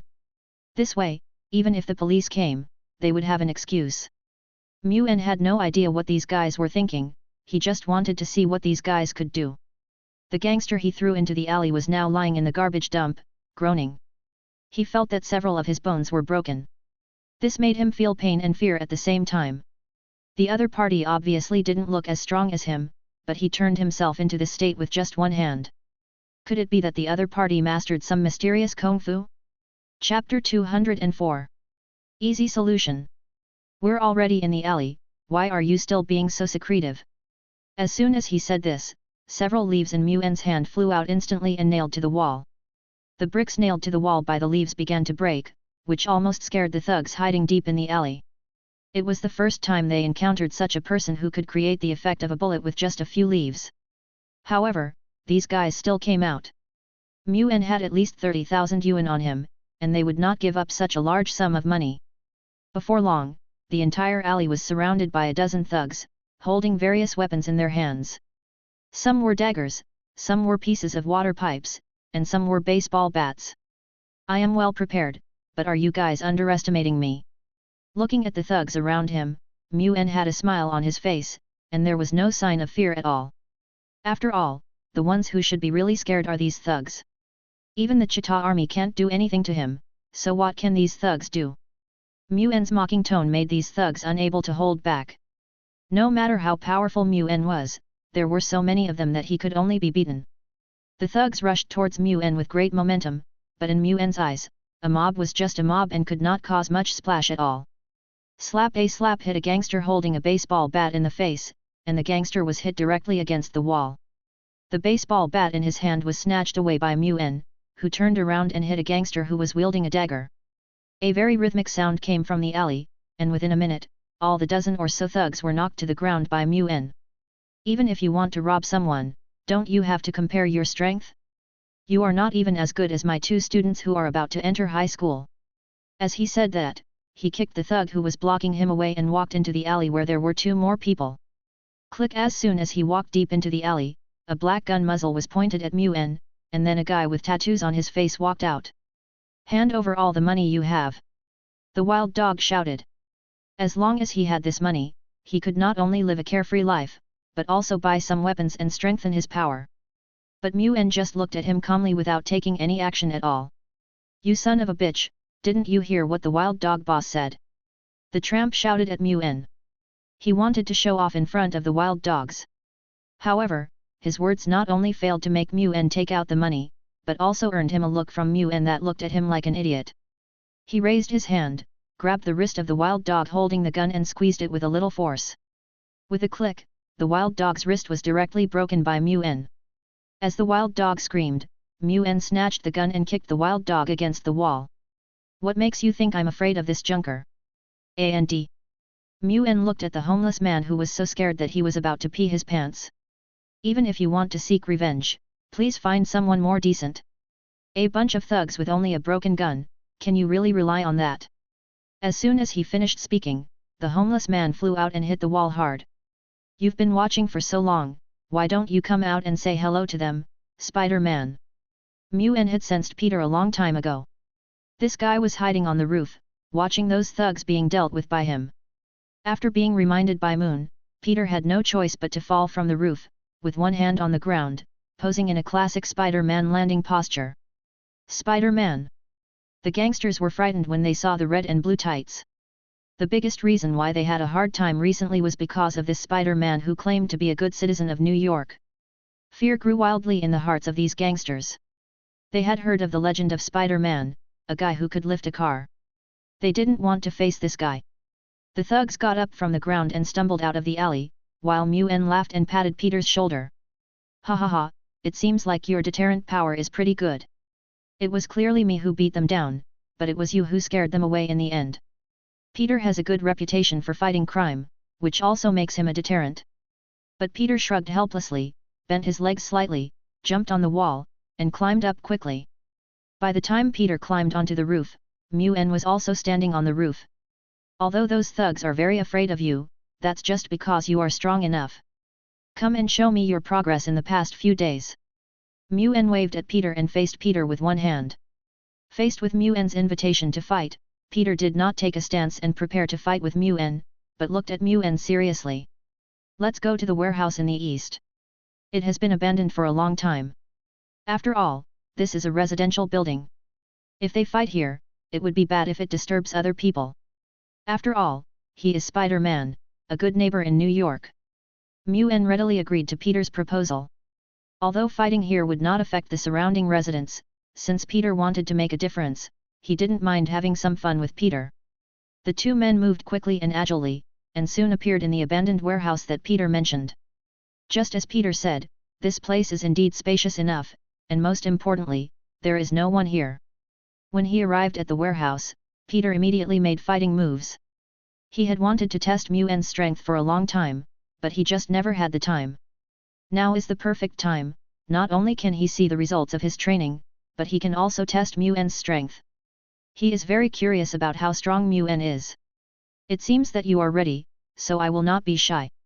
Seeing that Peter had already taken his stance, Mu-en chuckled, stepped forward, and rushed towards Peter in a strange manner. Against Peter, Mu-en did not use any stance, just the most basic fighting methods. It's just that the skills he mastered are so profound that even the most ordinary fighting methods can bring out considerable power. Coupled with his strange body movements, it was very difficult for Peter to cope with it. After all, facing Moon's attack, his spider sense seemed to have poor contact, sometimes working and sometimes not. Dong dong dong. Mu-en's attack frequency was not very fast, he just wanted to see Peter's fighting skills. During this short period of time, Peter's performance left him speechless. Most of the time, Peter attacks based on his intuition. His attacks are disorganized and he doesn't know how to control his strength, so various problems always arise during battle. If his abilities weren't strong enough, with his mediocre kung fu, he wouldn't even be able to beat a homeless person on the street. Thump. Peter put his arms in front of his chest and took a side kick from Mu-en, then saw Mu-en stop. Okay, I think I know what your situation is. Chapter 205. Guiding Peter. After the fight just now, Mu-en already understood Peter's mastery of combat skills. Peter is still fighting with brute force, and at most he has some basic boxing skills. Without his spider abilities, his fighting skills would really not be enough. And he only mastered this under the guidance of Mu-en. In the past, Peter was just a rookie who simply used his abilities to fight. It must be said that the reason why Peter was able to defeat his opponent was entirely due to their equally matched fighting skills. Compared to Mu-en, Peter was shocked. He felt like an ordinary person in front of Mu-en. Both his super strength and his spider sense were ineffective. When fighting with Mu-en, he was unable to resist Mu-en's attacks at all. If Mu-en had not shown mercy, he might not be much better than those thugs. Why are you so strong? Peter was a little confused. Mu-en looked very young, so why was he so powerful? Looking at Peter's puzzled look, Mu-en walked up with a chuckle. You are too weak. Apart from your spider abilities, your best feature is your brain. Maybe it's because of your abilities, your reaction speed is really good. This is not Mu-en talking nonsense. Peter's reaction ability is very fast. He can react the moment he is attacked. Although it doesn't make him immune to attacks, it does allow him to quickly defend himself and minimize the damage. This is no easy task, after all, Moon is able to trick Peter's spider sense, which makes Peter's reaction time even shorter. Even so, Peter can still defend himself and offset most of the damage. Although there was some reason why Moon let him off, Peter's spider sense was indeed beyond his expectations. After hearing Mu-en's comments, Peter relaxed. Although he could not make an accurate assessment of Mu-en's strength, he had a certain understanding of Mu-en's strength. Mu-en's strength is far stronger than his. If they become enemies, he will not be Mu-en's opponent at all. After all, Mu-en was different from all the opponents he had met in the past. Once he became Mu-en's enemy, he couldn't even dodge Mu-en's attacks. Fortunately, Mu-en had no ill intentions, and it seemed that nothing could threaten him. This shocked Peter, and at the same time, he was puzzled. He didn't understand where Mu-en's confidence came from. Even if he has mastered the spider ability, he is still extremely cautious when facing guns. But what Mu-en showed was absolute confidence in his own strength, as if nothing in the world could hurt him. Well, I have to give you a few suggestions regarding your fighting skills. First, although it is a good idea to use all your strength when attacking, you must control your strength and not let your strength carry you. Second, you can train your perception ability more, which can make your reaction faster. Third, use your imagination and don't let yourself be limited by your own abilities. Peter couldn't help feeling helpless when he heard Mu-en's suggestion. What Mu-en said was simple, but how could such a thing be resolved in a short time? Your Right, but I'm sorry, I probably can't do it. It's not that he hasn't trained himself before, especially under Muen's previous guidance, he had trained particularly seriously. But he had obviously already mastered very powerful strength, and he simply could not ignore his own strength and train himself as an ordinary person. What's more, he now has a lot of things to do.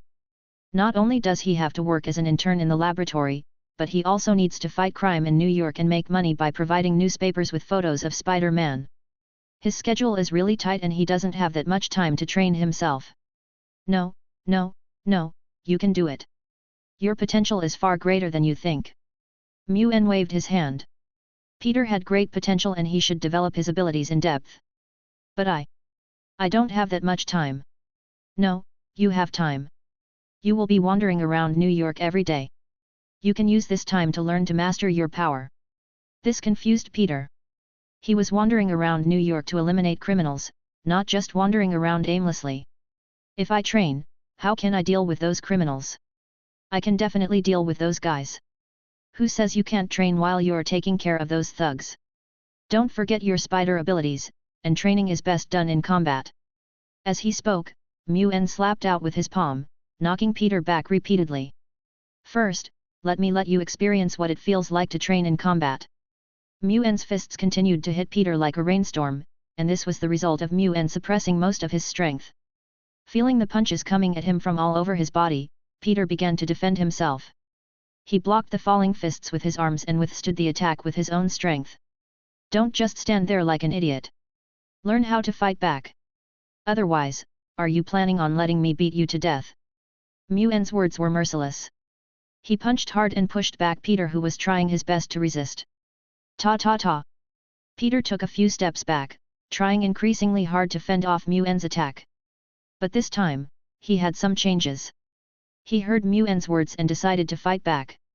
At the same time as Muen attacked, a strand of spider silk shot out from his wrist.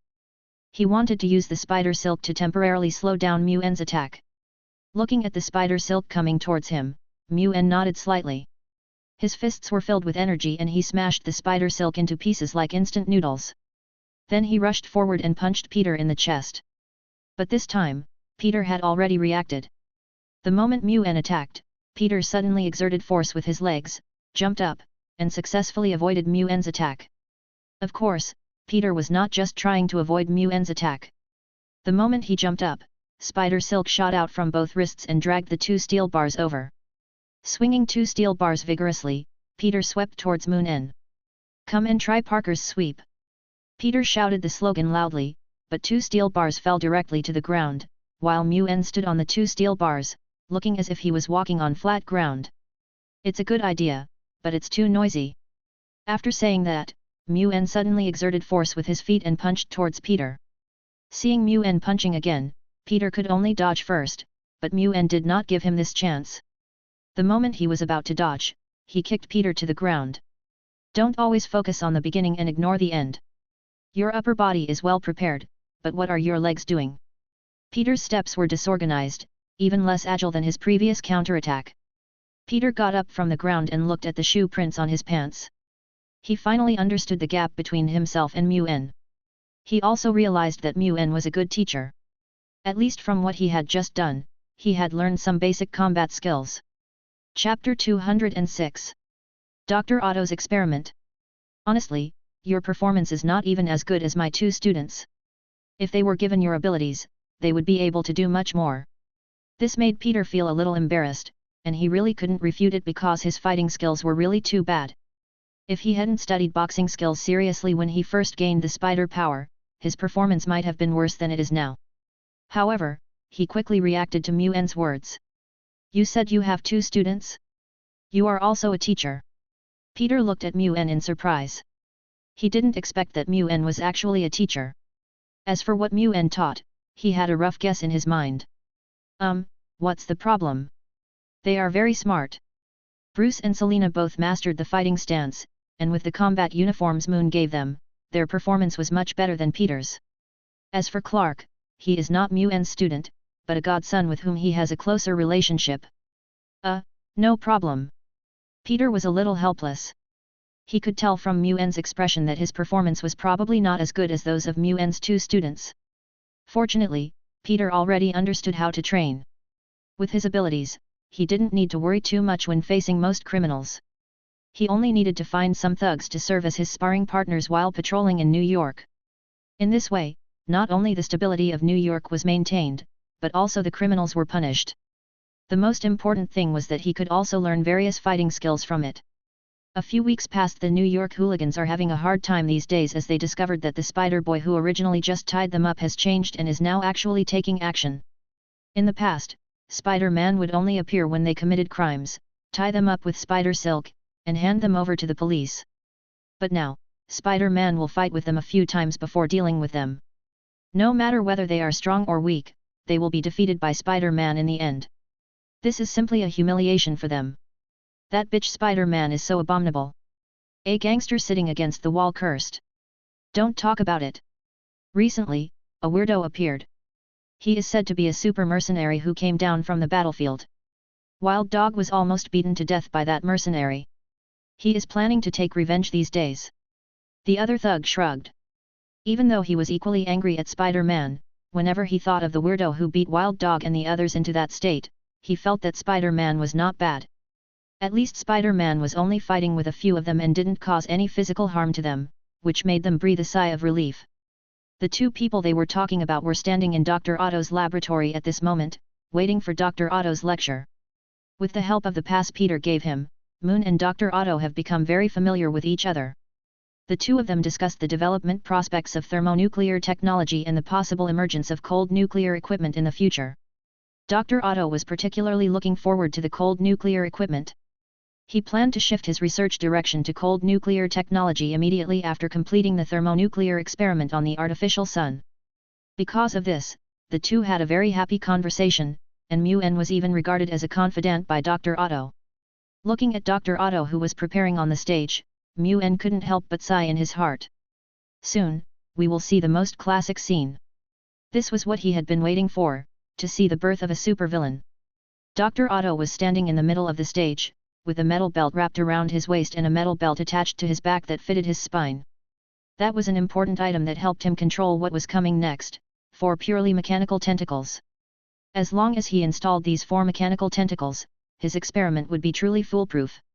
As the needles on the mechanical tentacles pierced into his back along the metal belts, several mechanical tentacles gradually moved and could act freely according to Dr. Otto's thoughts. Finished. Looking at the flexible mechanical tentacles behind Dr. Otto, Mu-N understood what was going on. At the conference venue, many people were shocked by the mechanical tentacles demonstrated by Dr. Otto. Such flexible mechanical tentacles seem like a fantasy to many people. After all, they have never seen such technology before. For a moment, the entire venue became noisy, and everyone wanted to know the functional effects of such mechanical tentacles. However, Dr. Otto did not explain the mechanical tentacle. After all, in his eyes, it was just a tool. No matter how many functions this mechanical tentacle has, they are all prepared for his next experiment. After all, the thermonuclear research on artificial sun is his real focus. As long as the research on artificial sun is completed, the Earth will enter a new era. And he will also win a Nobel Prize, and even have an Otto Prize established in his name. His happy mood affected the 4 mechanical tentacles behind him. Some of them swayed slightly, looking like real tentacles. Everyone get ready. The research on the artificial sun is about to begin. As the words fell, a large number of scientists all devoted themselves to their work. Today was the day to test the results of their research projects. The machine in the center of the laboratory began to slowly open, and Otto controlled the machine and began his work. A tentacle took out a test tube-like object from a device, which contained a spherical substance. This is the most critical thing in the nuclear fusion system, the rare element tritium. There are only 25 pounds of this thing on Earth, so I have to thank Harry Osborn and the Osborn Group for their support here. Otto said as he operated. The moment he finished speaking, Harry, who was standing in the crowd, smiled at Peter, and then replied seriously, I am very happy to support you in completing this major project. I hope your research will not disappoint me. No, this will be a great study that will shake the world. Dr. Otto was full of confidence. He had performed countless calculations and there was absolutely no possibility of any problem. As he spoke, Dr. Otto placed the rare element tritium on the huge platform. This is a device specially made for nuclear fusion experiments. Tritium was placed in the device by mechanical tentacles. This extremely precious element on Earth was suspended in the air under the influence of the strong magnetic field and began to spin wildly. During the high-speed rotation, the tritium element began to stabilize in the device, and Dr. Otto took the goggles from his wife and said with a smile, "Ladies and gentlemen, please wear eye protection from now on."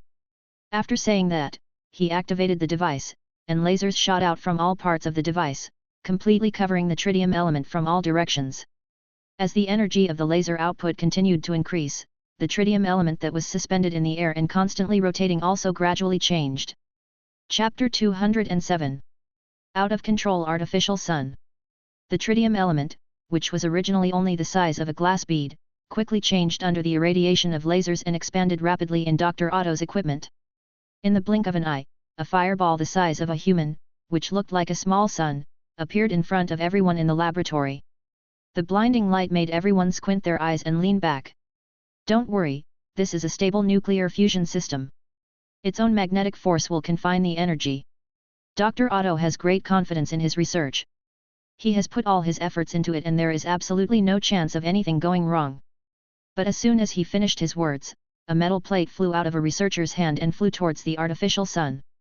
At the same time, all the small objects in the laboratory were moving slowly towards the artificial sun. This situation made Dr. Otto's face change drastically. The artificial sun can indeed maintain its own stability. But that is only true when there is no interference from external objects. Now that the metal plate has flown into the artificial sun, it will directly change the stability of the artificial sun. If this continues, the artificial sun will be completely out of control and become a powerful super bomb. Everyone get out! Looking at the artificial sun whose suction was getting stronger and stronger, Dr. Otto shouted that the only way now was to evacuate the people here, and he had to rely on the unaffected mechanical tentacles to stabilize the artificial sun that was about to explode. After hearing what Dr. Otto said, the people around ran outside in fear. Even the researchers had the same expression, and were even more frightened than the visitors. Peter, who was in the crowd, had his hair standing on end. His spider sense told him that this place was very dangerous and he must stay away from it.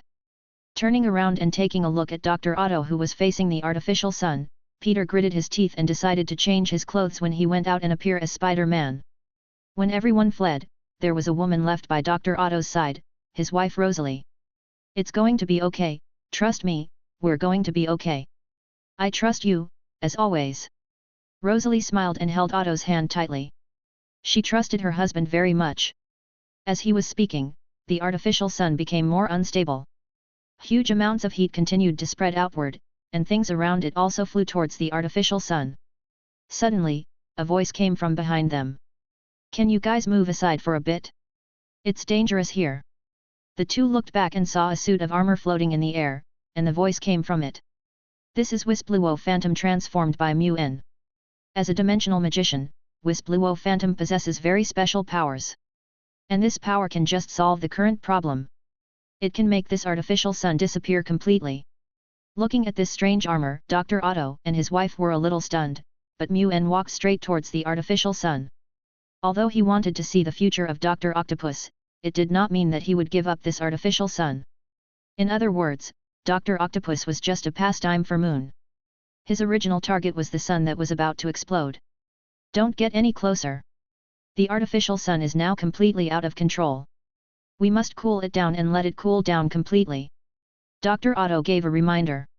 Although he didn't know who this person who could float in the air was, he understood that the explosion of the artificial sun was now inevitable, and the most important thing was how to reduce the losses.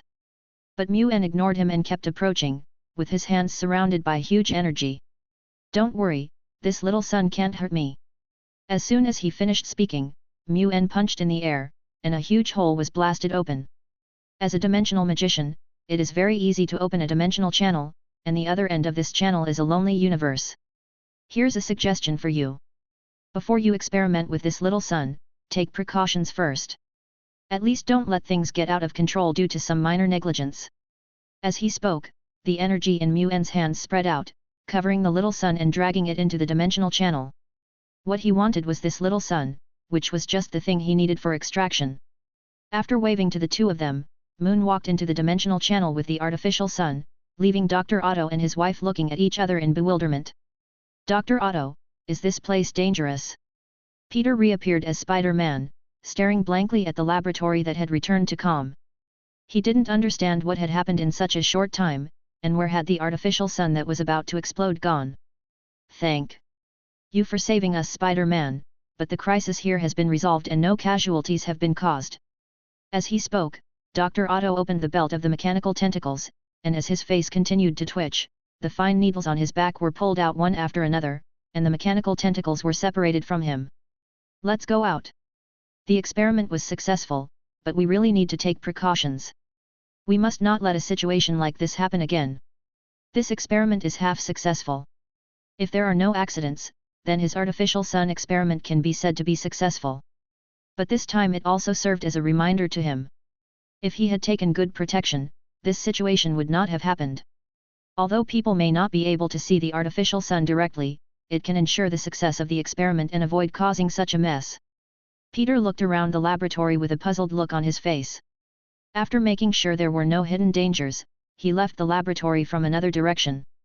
Dr. Otto and his wife Rosalie walked out of the laboratory and came to the crowd outside the laboratory.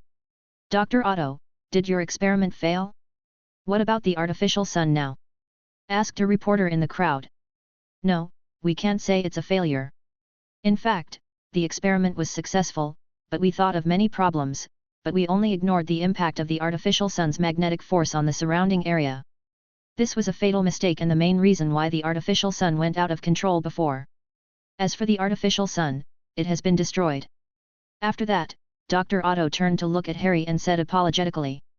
I'm sorry, Mr. Osborn. It was my negligence that prevented you from witnessing the success of the artificial sun experiment. However, I am ready to optimize the experimental plan. Next time, the Osborn Group will become the energy leader leading the new era. Oh, I'm looking forward to it then. I hope there won't be any more problems. Harry smiled and nodded. He had no intention of blaming Dr. Otto. He knew very well that all experiments were risky. But he really didn't want any more problems to arise. After all, ever since his father Norman Osborn was killed, the Osborn Group had suffered heavy losses and was getting worse day by day. He must change this situation, and Dr. Otto is the core of his rescue of the Osborn Group. He must obtain the almost unlimited energy that Dr. Otto is researching. Chapter 208. Shocking the world. This is an artificial sun. It would be a signal of the resurgence of the Osborn Group, and he didn't want any more problems. No, I will take all factors into consideration. The next time we conduct an experiment, Osborn Group will get the most generous rewards. As he spoke, Dr. Otto glanced at his wife beside him. He was confident that he would succeed in the next experiment. As they were talking, a burst of sparks suddenly appeared in the air, which attracted everyone's attention. These blue sparks that appeared out of nowhere, everyone knew that this was not ordinary. As time passed, a portal bursting with blue sparks was opened, and Wisp Fire Phantom appeared in front of everyone. For a moment, everyone was stunned. They didn't expect to see a suit of armor without legs floating in the air. The most important thing is that the armor looks good and she looks like a nun. After a long silence, a cry of surprise was heard from the crowd. Oh my god, what is this, an alien? This is the first reaction in many people's minds. Not only can it appear out of thin air, but it can also float in the air. The most important thing is that there is no similar armor structure in history. Did you take pictures of everything? The reporter asked the accompanying cameraman in a low voice. This is big news, a big news that will definitely cause a sensation. The accompanying cameraman smiled and gave a thumbs up. He had been filming the entire time and had completely captured the scene just now. Oh, what is this? When Peter rushed back, he saw Muen floating in the air. He was very confused and wondered where this armor floating in the air came from. Haha, he appeared suddenly. I have a video here. Harry smiled and hooked Peter's neck, he was so excited. If the artificial sun may cause worldwide controversy, then this mysterious armor will definitely cause a worldwide uproar. After all, a mysterious armor that suddenly appeared and did not exist on Earth at all is always more attractive than some scientific theories. As he was speaking, Muen, who was floating in the air, took action. He slowly turned around in the air and looked at Dr. Otto and his wife. Your artificial sun is great, I like it very much. Muen's voice was heard and changed under the influence of the void energy, turning into two strange voices mixed together. One voice was high and sharp, the other was low and muddy. The combination of these two voices made him particularly mysterious. This. The reporter raised the microphone and looked at Muen, but didn't know how to address him. My name is Wisp, what can I do for you? Hello, Wisp, the reporter said loudly, excuse me, are you an alien? How long have you known Dr. Otto? A series of questions came out of the reporter's mouths like a string of cannonballs. These were questions that everyone was concerned about. Even Harry Osborn, the successor of the Osborn Group, was no exception. He was also concerned about this issue. He and Peter looked at Moon nervously, waiting for Moon's answer. Me? I am indeed not from this world. As for Dr. Otto, we just met for a few minutes after the artificial sun had problems. It was a delicious little sun and I liked it very much. Muen began to talk nonsense, pretending to be an alien with a very bad taste, making these guys think that they had regarded the artificial sun as food. The people around him did not disappoint him. The moment they heard him say that the artificial sun was delicious, the crowd was in an uproar. Although they did not have a deep understanding of nuclear fusion, as participants in the experiment, they still knew the energy that could be released by nuclear fusion. This armored alien actually regarded the artificial sun as food, which means that the nuclear explosion is just food to him. Well, now that I've said thank you, I should go. As he spoke, Muen's body appeared and disappeared gradually from everyone's sight. He has extracted 7 eye essences from the artificial sun, and now he only needs 1 more eye essence to make 12. And he should also consider how to shape the armor. Shortly after he left, the whole world was in an uproar, and a video of aliens appeared on websites around the world. It was a strange armor with a nice figure. She had no feet below her calves, and instead looked more like thrusters that spewed blue flames. Whether it is the way this armor appears, what it looks like, or what it says, they have all become the research targets of alien enthusiasts around the world. Some people studied the style of the armor.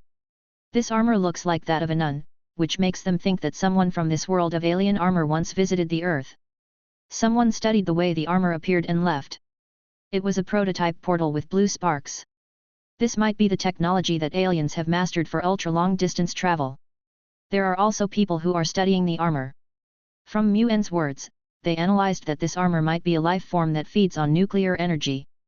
Of course, in addition to these alien enthusiasts, there are also many people on the internet who think that this is a synthetic picture, but after a series of operations, everyone came to the conclusion that this video has not been processed at all. This situation has aroused the imagination of countless people. Could it be that aliens really appear on Earth? The whole world was interested, and even Dr. Otto's nuclear fusion research attracted a lot of attention. This made Harry very excited. The more people paid attention to it, the more likely the Osborn Group would return to its glory and even become better than before. Compared to their excitement, Muen was thinking about which battle armor to build in the hotel. I can only create 1 armor this time. How about creating Meg? This warframe is one of the 3 initial warframes, along with Excalibur and Volt. Now he only has this armor left to manufacture. He has no demand for it anyway, so he might as well make it earlier. After confirming, Muen was wrapped in an energy cocoon surrounded by ice essence. As time passed, all the metal products in the room slowly floated up. Wow! The moment the energy cocoon broke, all the metal products fell down and returned to normal, while Muen had transformed into magnetism who could control the energy of the magnetic field. Speaking of which, Eric controls magnetism. That giant magnetic ring he built in Cairo is truly a masterpiece. Muen thought of Eric, the Magneto who also mastered magnetism. The magnetic ring controlled by Eric at that time was very amazing. Recalling Eric's grand scene, Muen raised his hand slightly, and all the scattered metal products around flew up and returned to their original places. Well, it's really cool to do this. No wonder Eric is called a show-off. Haha. Just by raising my hand lightly, everything around me can return to its original state. The feeling of controlling everything is really great. Chapter 209. Changes. After playing with magnetism to manipulate metal for a while, Muen suddenly thought of a weapon. By the way, it would be nice to have the Taishi Bao. It would be a perfect match with magnetism. Muen thought of the spiritual weapon in the game, the Taishi Bao. This weapon itself is excellent, and its additional characteristics can be perfectly integrated with magnetic force.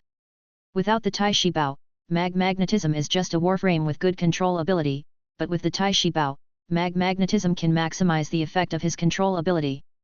Especially when using the Tai Shi Bao in conjunction with the magnetic field of magnetic force, it can produce unparalleled effects. The magnetic field can seal the target in a large magnetic field, which will gather all enemies within the range to the center of the magnetic field.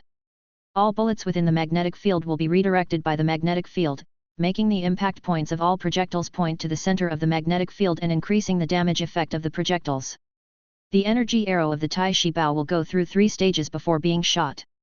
The first stage is rapid shooting, which can shoot ordinary energy arrows to cause impact damage. The second stage is charged shooting, which can shoot arrows that can penetrate the enemy infinitely and can easily penetrate the enemy's armor. The third stage, perfect shot, not only can shoot arrows with infinite penetration, but also causes the highest destructive power. This is also the important reason why the Tai Shi Bao is compatible with the magnetic field of magnetism. The magnetic field can gather all the surrounding enemies together.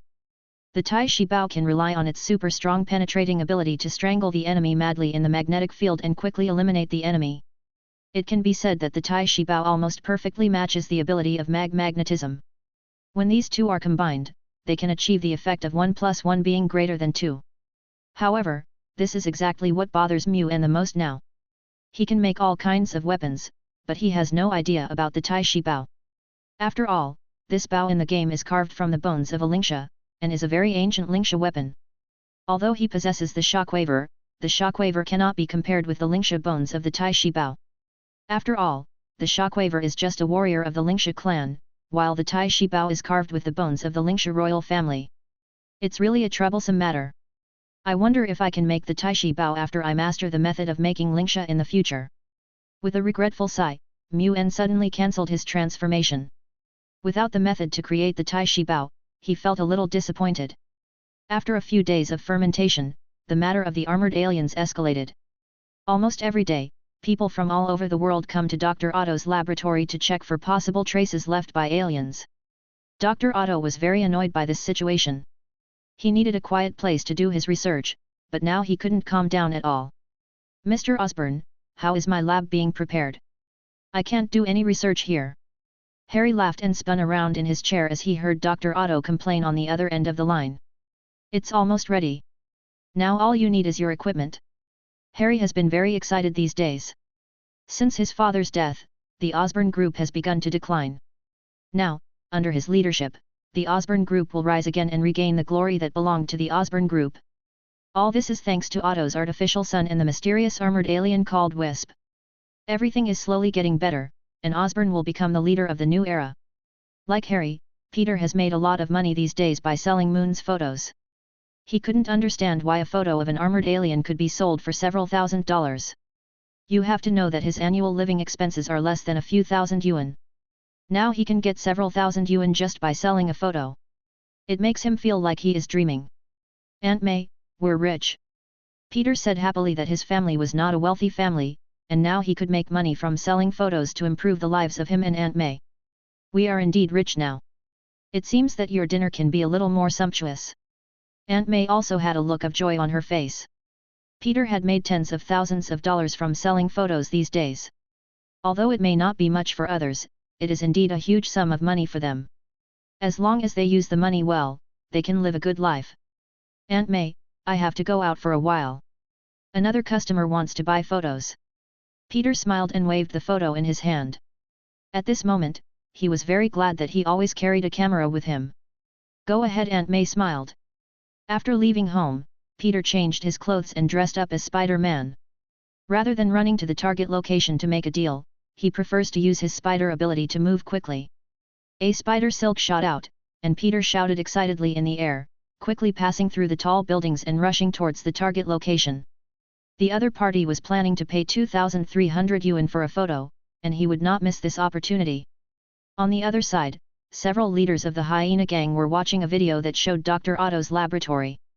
This video was played by the reporter when he was releasing the news. The first part was about Dr. Otto's research on artificial sun, while the second part was the picture of the alien who looked like a nun. However, these guys have no interest in aliens. Their focus is on Dr. Otto's mechanical tentacles. Boss Hyena, what do you say about us stealing this thing? With this thing, we can expand our territory, said a gang leader. They still vividly remembered the miserable appearance of Wild Dog and others a few days ago. So many people including Wild Dog surrounded one person, but they were beaten into that state. If they have these mechanical tentacles, who would dare to go against them?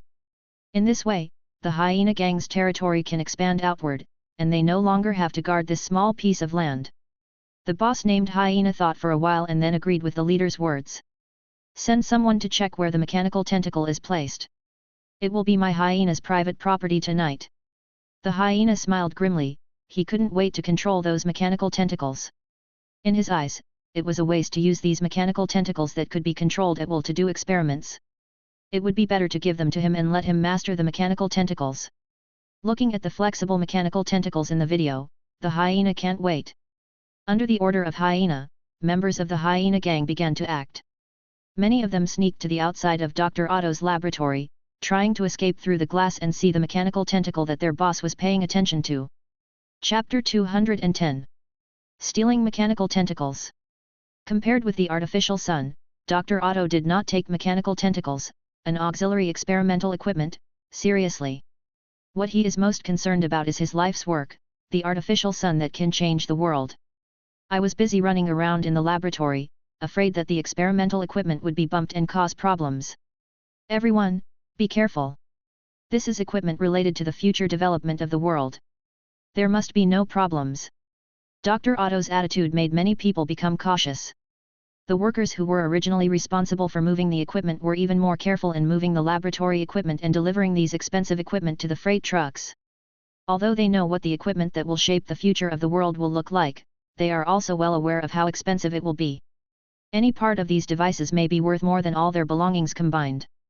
Faced with such a situation, the workers could only carry out the transportation carefully and cautiously, for fear of any problem. The wild dog that was also sent out was looking at the mechanical tentacles in the laboratory through the window. Is this the claw that the hyena boss wants? If I steal it back, won't I be able to become the hyena boss's trusted confidant? No matter which gang it is, only by becoming the boss's confidant can you get a higher status. Even though he is considered a small leader in the eyes of the gangsters, there are countless leaders like him in the hyena gang, but only a few of them can really get the hyena boss.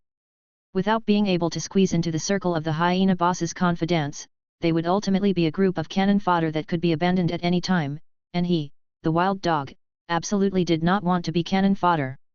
He wanted to be someone the boss truly trusted. Looking at the mechanical tentacles in the laboratory, Wild Dog turned and left the vicinity of the laboratory. This was a laboratory invested by the Osborne Group. Even though he was not well educated, he could tell from the shotguns in the hands of the security guards at the door of the laboratory that trying to steal the mechanical tentacles now would be courting death. Besides, he also had to plan how to steal the mechanical tentacle from the laboratory. However, the laboratory was still busy. As time passed, it was almost evening and the workers had already emptied half of the laboratory. All the most important research equipment was loaded onto cars and prepared to be transported to the Osborne Group's laboratory. Mr. Otto, we are about to get off work, and it will take another day to move the remaining things. A supervisor spoke to Dr. Otto and took out a list full of goods. Here is the list of goods delivered today. I'll see you tomorrow. Dr. Otto had no objection to his supervisor's words. He knew very well that even if he moved everything there today, he would still need some time to prepare. The materials for the artificial sun are extremely rare, and it will take the Osborne Group some time to collect them. Next time, my artificial sun will never fail. Dr. Otto is full of confidence. He has optimized his experiment and taken into account everything that might happen. There will definitely be no accidents in his experiment. After saying that, Dr. Otto looked at his wife beside him, held her hand tightly, and they smiled at each other and left the laboratory. Time flies, night falls. There was no one in the laboratory except a security guard on duty. Outside the laboratory, figures appeared from time to time. They were members of the hyena gang. Their target was the mechanical tentacles placed in the laboratory. Ta-ta-ta. The footsteps became clearer and clearer, and Hyena came to Dr. Otto's laboratory in person. He had prepared a lot for this tentacle. In addition to these brothers, he also had all his men equipped with weapons. If he couldn't steal the tentacle, he didn't mind trying another way to snatch the mechanical tentacle. However, for now, stealing is still the best way. After all, he doesn't want to conflict with the Osborne group and doesn't want to leave New York. Tell the people below to be smart. If anyone messes up, I will personally throw him into the meat grinder. Hyena spoke calmly, his cruel words sending shudders down the spines of the thugs around him. Not long after, a few gangsters walked out and headed towards the laboratory. They were all good at lock-picking, so the work in the laboratory was no problem for them, and everyone wanted to perform in front of the boss. In the laboratory, the security guard on duty sat drowsily in the chair. There were obviously no valuables here, but he was still left on duty to guard the equipment that had not been taken away. All the valuables have been taken away. As for the remaining junk, even if we throw it to homeless people, they won't bother to pick it up, right? The security guard looked at the things in the lab and muttered quietly. However, his eyes were always fixed on the mechanical tentacles sealed in the glass box by Dr. Otto. I remember Dr. Otto was wearing this thing on the news. Ha ha ha, it looks like a humanoid octopus. The security guard muttered to himself. He really wanted to open the glass box and take out the mechanical tentacle to play with it, but he saw with his own eyes that Dr. Otto had sealed up everything in the laboratory in order to prevent the porters from tampering with the various equipment in the laboratory out of curiosity. After watching for a while, the security guard returned to his duty station in boredom and prepared to take a rest. What he didn't know was that the door of the laboratory had been opened by a few thugs. Boss Hyena, the gate is open. Very good, let a few smart ones steal the mechanical tentacle. If they can steal it, they will be rewarded 100,000. As soon as these words came out, the thugs of the Hyena gang were all excited. Just by stealing something, they could get 100,000, which was a generous reward for them. Listen carefully, I want to steal it, not rob it. If you make any noise, don't blame me for being angry. The hyena glanced at the crowd with a vicious look. He didn't want to cause any trouble. If these guys did something they shouldn't do, he would personally send them to death. Wild Dog mingled among the crowd. His stealing skills were better than anyone else's, and he was confident that he could steal the mechanical tentacle. Is my Wild Dog finally going to become the boss's confidant? Wild Dog's whole body was shaking with excitement. He slipped into the laboratory through the door, avoiding various surveillance cameras while constantly approaching the place where the mechanical tentacles were placed. Haha, here I come, Iron Claw. It has to be said that the Wild Dog's means of stealing things are much better than his violent behavior. When it comes to fighting, he just relies on his ferocious momentum, but when it comes to stealing things, he is obviously an old hand. Those monitors had no effect on him at all, and in a blink of an eye, he had reached the location of the mechanical tentacles. I really don't know why the hyena boss wants this thing. It's not as useful as a gun. Looking at the mechanical tentacles in the glass box, Wild Dog curled his lips. In his opinion, guns are the most powerful.